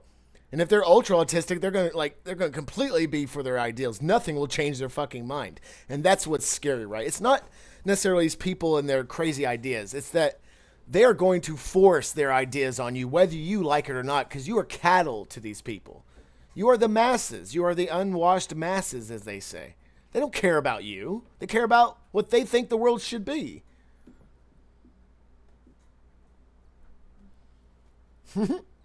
Hank Williams, baby. Solomon's retinue of consorts were also legendary. 700 wives. Be like Solomon. There you go. That's what we're taking away from tonight's show. Be like Solomon. Okay, I want to show you all a little something. If you've never used the Wayback Machine, this is one of the only ways nowadays you can really tell that the internet has changed in different ways. So let me show you all a little something. Okay? So the reason we're looking at this website is this group of people supposedly were against a certain Illuminati royal family, and their whole reason for the website and their movement was to get the power away. The Belanoff Illuminati Queen. The Somerset Belanoff Illuminati Queen. Let me pull up a couple. I want to show you how this website's changed over the years. I want to show you how easily subverted websites can be. No matter if it's fucking Google, it's one of these goddamn sites here. Things can be subverted. People and groups can be subverted quite easily and turned against their own original ideals. America! But, all right. So here, in 2020, we have the original site when it first came up. Okay? Their purpose. Let's read their purpose, their mission. Okay? Our mission is to provide the public with... Now, look at this. I want you to look at the similarities and differences like we looked at with the others, with the original Illuminati join website, and then the Illuminist website that I read to you. I want you to see the difference in context here, because it's the same differences, really, in my opinion. Our mission is to provide the public with as much information as possible related to Somerset Belanoff, Countess of Banterbury and Arran. She is the third cousin of Queen Elizabeth II. Yeah, she was a bitch. And she is also the current head of the World Governing Council, as well as the chief executive officer of the World Security Office. So she's got some clout. She sits unchallenged atop the Illuminati hierarchy, and she rules with an iron fist. She has consistently demonstrated... Now, again, I think the Illuminati, going forward, is just a group of puppets and figureheads that we think is in charge, but are being used by the people who are actually in charge. A lot of royals are figureheads. She has consistently demonstrated a willingness to track down and destroy those hostile to her agenda. Her motto is debate is required, respectful dissent is allowed, betrayal is a death sentence. Within the realm of world governance, there is no one who wields more power, according to them. We've done our best to provide a thorough treatment of our subject, and this sometimes requires us to present a significant historical background details to help the reader better understand how the information or events fit into a broader context. Many years and much work have gone into gathering the information contained on these pages. For the serious researcher, you'll find this information essential to understanding the nature of the various organizations that make up the elite. They talk about how they've the different sources they use are from actual professionals, researchers, attorneys, teachers, Interpol investigators, CIA agents, journalists, security specialists, professional historians. All these people supposedly came together with this group to try to get information on this royal family that should probably be outed. Okay? Now, I can't look up too much because, again, this is the Wayback Machine. Only certain pages work. But let's say, all right, they're for the common good. They're trying to get rid of corrupt royals. Thank you, Nessie. I don't know if I'll be reading all of those. But, okay, so let's go...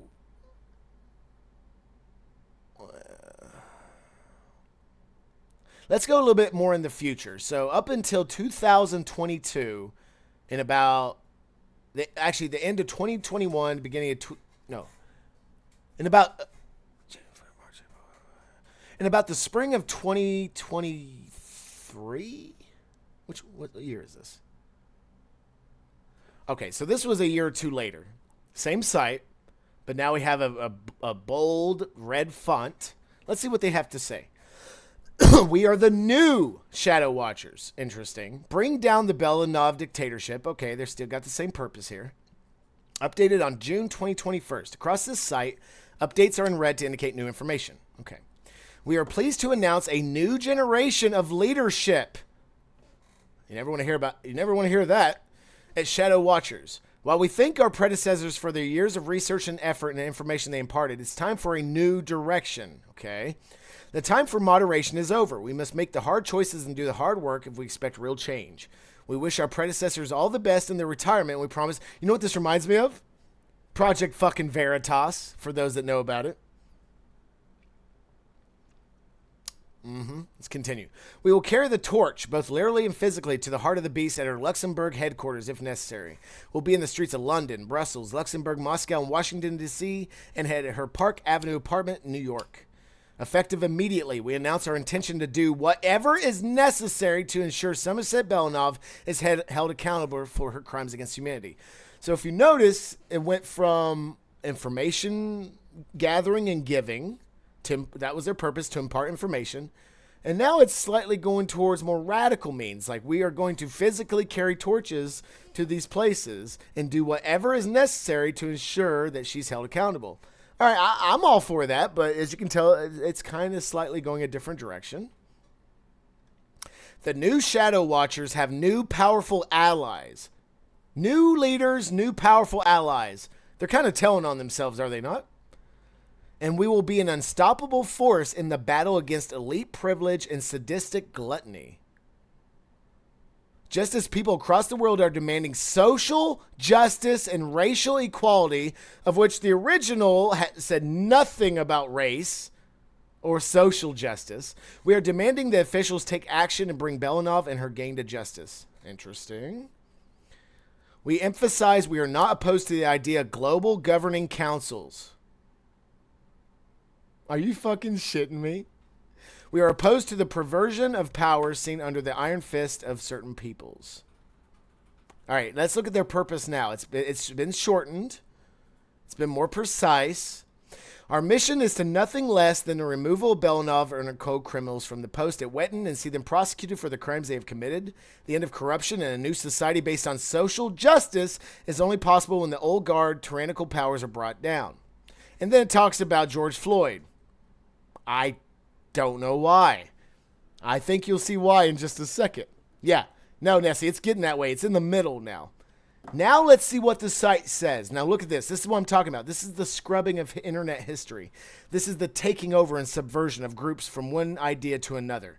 Again, ideas can change within a group, but typically if it goes 180, it's a different group. I don't care if it has the same fucking name, okay? Fentanyl Floyd. All right, what do you think the website's purpose is now? You all ready for this? I'm not making this up. I did not change this. It's so fucking funny. Here's their purpose now. Are you fucking ready? This blew me away. Now, I saw this first, and then I used the Wayback Machine, and I was fucking blown away. Look at this. You ready? Our mission is nothing less than the removal of Somerset Belanov and her co-criminals from their post at the Wetton and also see them prosecuted for their crimes. Okay. The end of white, hetero-capitalistic corruption is here. And a new society based on social justice is only possible when the old guard tyrannical white, Christian, hetero powers are brought down. I'm not making the...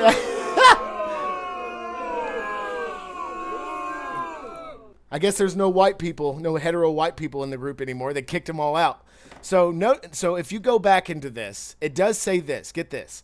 Updated in the same year it was updated last time, but in 2021, 2 of the most important contributors to this site were arrested at the railway station in Belgium. They were traveling with 3 other Shadow member watchers. So these 2 people apparently were arrested. And at the same time they were arrested, that's when the new Shadow Watchers came in with new allies and a new purpose. I mean, I don't think you have to be a smart person to realize what happened. Not 100% proof, but I think it's fucking right there. I think the proof is in the pudding. The proof is in the Wayback Machine. It could be isn't that weird, Rail? Like, again, I'm kind of opposed to old white people power, too. They call them WASPs. Old white Protestant money. It's old royal fucking people money. You know what I mean? I'm against that, too. But from their purpose going from professors, lawyers, historians trying to get out information to the masses to wanting to burn down white Christian hetero people... That's in 2 or 3 years, that's a huge change. And again, you can have those ideas if you want. That's fine. But this is a different This is a different group of people. They shouldn't call themselves whatever the fuck they call themselves, the Shadow Watchers. I think this in itself is evidence, just a small example that grassroots movements like BLM, Occupy movement, Antifa, French Revolution, all these actually organic grassroots movements, they get taken over easily and quickly by the enemy that they're facing, and then basically they destroy themselves. It's happened time and time again. For those that know anything about BLM, do you all know where most of that money went to? I think we all know. And that's bullshit. It certainly didn't go back into the black community. I'll fucking tell you that. How many black audience members out there saw a paycheck? How many black members out there saw that their park was rebuilt? Or the streets were fucking rebuilt? Or anything? I mean, maybe you got an idea out there, but we won't talk about that. That's more of a personal thing. You know, we can talk about that stuff later. But all these grassroots movements, they're organic and about people who really care about other people. It gets taken over because the enemy is so pervasive in our life. They're capable of doing that sort of thing. Same with Antifa. Antifa started out as the Occupy movement. If you all remember the Occupy movement, I know some of our members were actually part of the Occupy movement. They couldn't really rework and rebrand the Occupy movement because the Occupy movement was about peace. So they reworked it into violence with Antifa and created their own terrorist organization. That's not a lie. That's the history of Antifa. Yeah, exactly. With 4chan, 4chan was a weird, fucked up, wild west of a place. But man, that's where true freedom reigned. And they took control of that shit quick. When Christopher Poole sold it to the CIA, you know 4chan's been owned by the CIA, FBI for years now. Almost a decade. You all have seen the difference. The snake eating itself. Yeah, it's true. It fucking sucks. Here's the thing. Here's what I say, or what I think. If you ever see a grassroots movement that starts dividing itself among other people, like the LGBTQ, you know, everyone's involved with that group except straight people. Straight people create people. So how the fuck can you kick out people who create people? But that you can tell something's very wrong with those type of groups that say, only these people matter, or only these people matter, or only these people matter. That to me is a telltale sign that they've been taken over and they're trying to create division. When you see a group like the Occupy movement that bring in the Civil Rights Act movement that brought everyone together, those are actual movements, in my opinion. Because the enemy does not, people in power, they do not want you to come together. If we came together in 24 hours, we could change everything. Absolutely 100% guarantee everyone out there. If we all came together under one flag, not even the LGBTQ have different fucking flags under their flag. That's division. That's not coming together. But if we all came under one flag, one idea, whatever, dude, the enemy would be running for the fucking little bunkers they've created under Switzerland and stuff. Let me tell you. We have the power. We're so powerful. Yeah, look what happened in Chaz. I think that was probably destroyed from within, possibly. I don't know. Probably was. I'm behind a minute. No, it's okay. We're about to get out of here, Drew. I appreciate you coming in. We're just trying to go over the last parts of today. We went over a lot of subjects, just trying to have a synopsis of what we learned and just showing a little bit about how groups of people like the Freemasons and the original Illuminati can be taken over by the enemy they're against and then used against us. It's happened a billion times before. I'm behind a minute because I stepped away before typing my response to what the website reading. We're cool with centralized use of force, but not okay with perverse use of power. No, I think this is a true example of an online group being taken over by an enemy, possibly an intelligence agency, more than likely an intelligence agency, because they're not just sitting there on computers all day. They're actually doing shit. Every day, all day, people are creating lies, sowing lies to feed us. But I feel like this is a great example, especially using the Wayback Machine, that this shit can change in just a couple years. Unity of division, baby.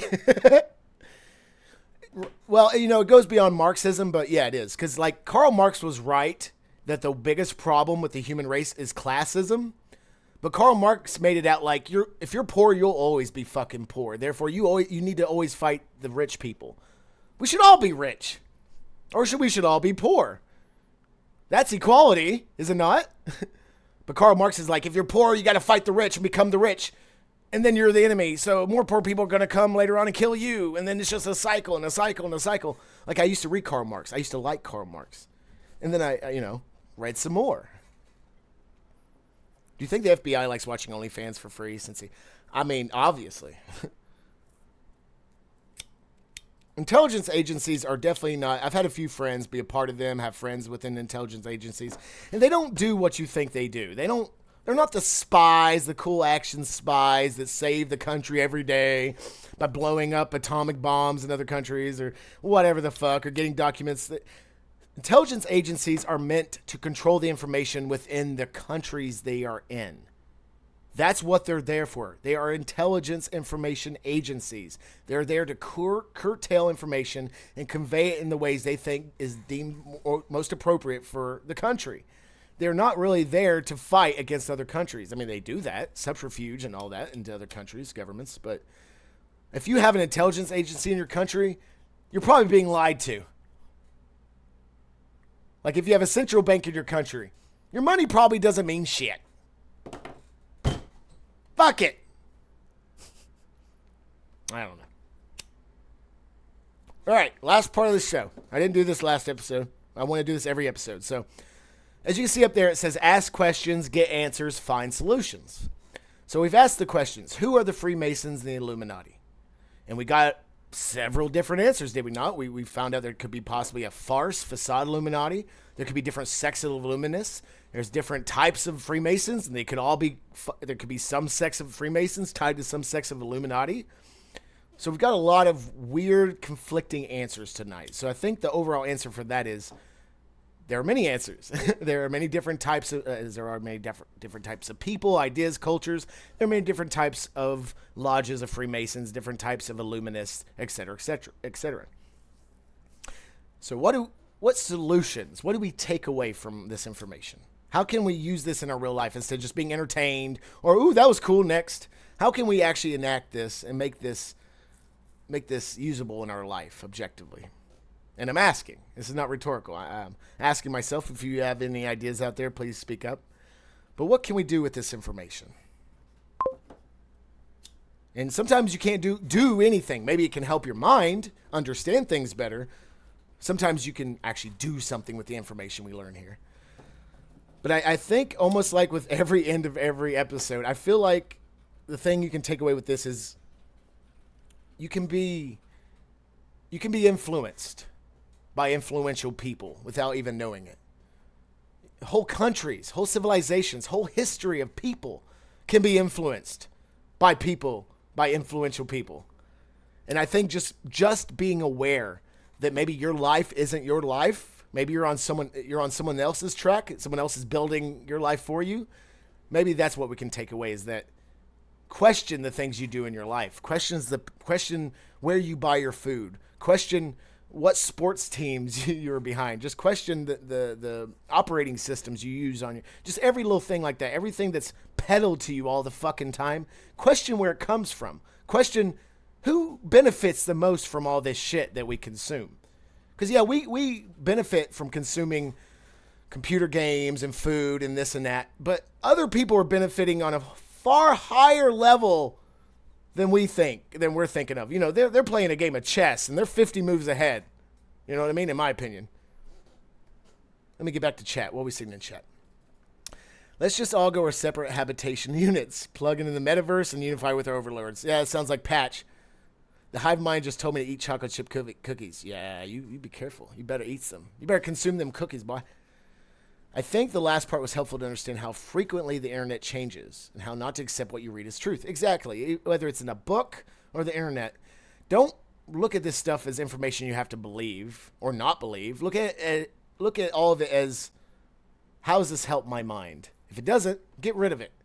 But if it helps your mind think in a positive way, think in a negative way, just think in an objective way, constructive way, then you're benefiting. You don't need the content. It's the context sometimes that's more important. Yes? We're supposed to buy our own food? I think I don't think anyone benefits from the shit I do except me. Who else cares about old computers like I do? Blood and Thunder, Crusher, Destroyer. Yeah, there you go, Drew. I think we can take away from this, a solution we can take from this information, is just put more thought into what one does in our daily lives. And are you living for yourself, or are you living for someone else? And I'm not talking about in the romantic way. I'm talking about in like the classist, laborist way, that we're just cattle and the elite see us as such. And I'm using their words. I don't see us as cattle at all.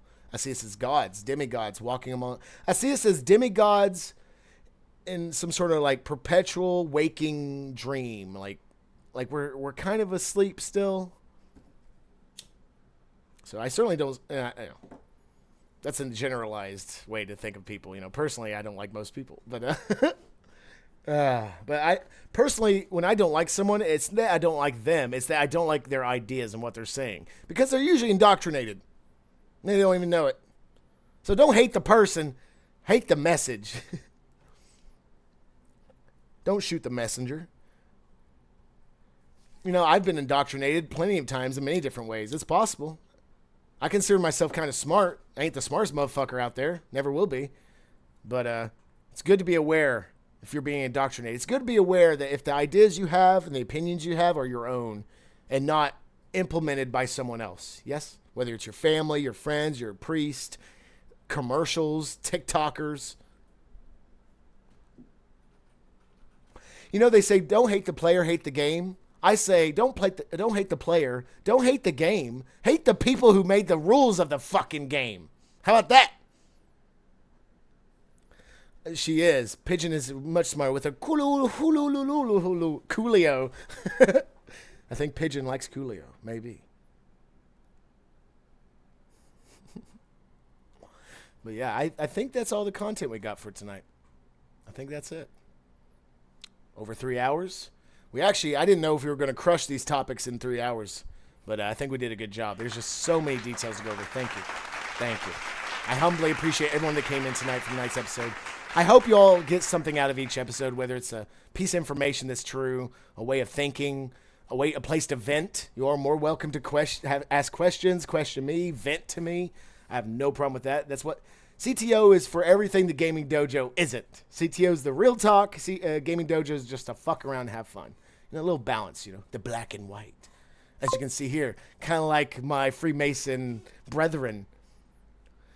Let me end this by saying that if I had money and power, I would probably be a Freemason. If I had money and power and there was an Illuminati group, I'd probably be a part of them. Because as much as I might come off as I hate these people and I call them the enemy, a lot of them are highly intelligent people.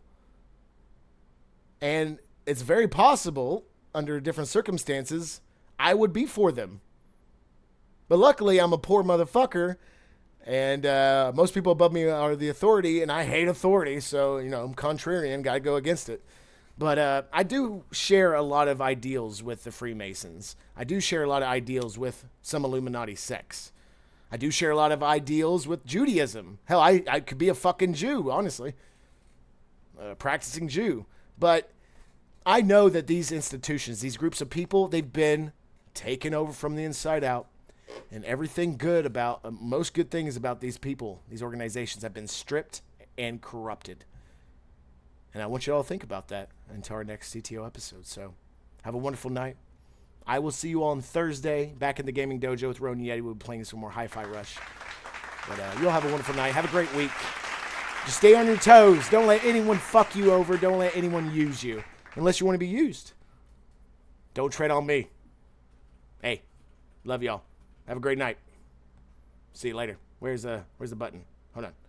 Damn it. Yeah. Love y'all. See you soon.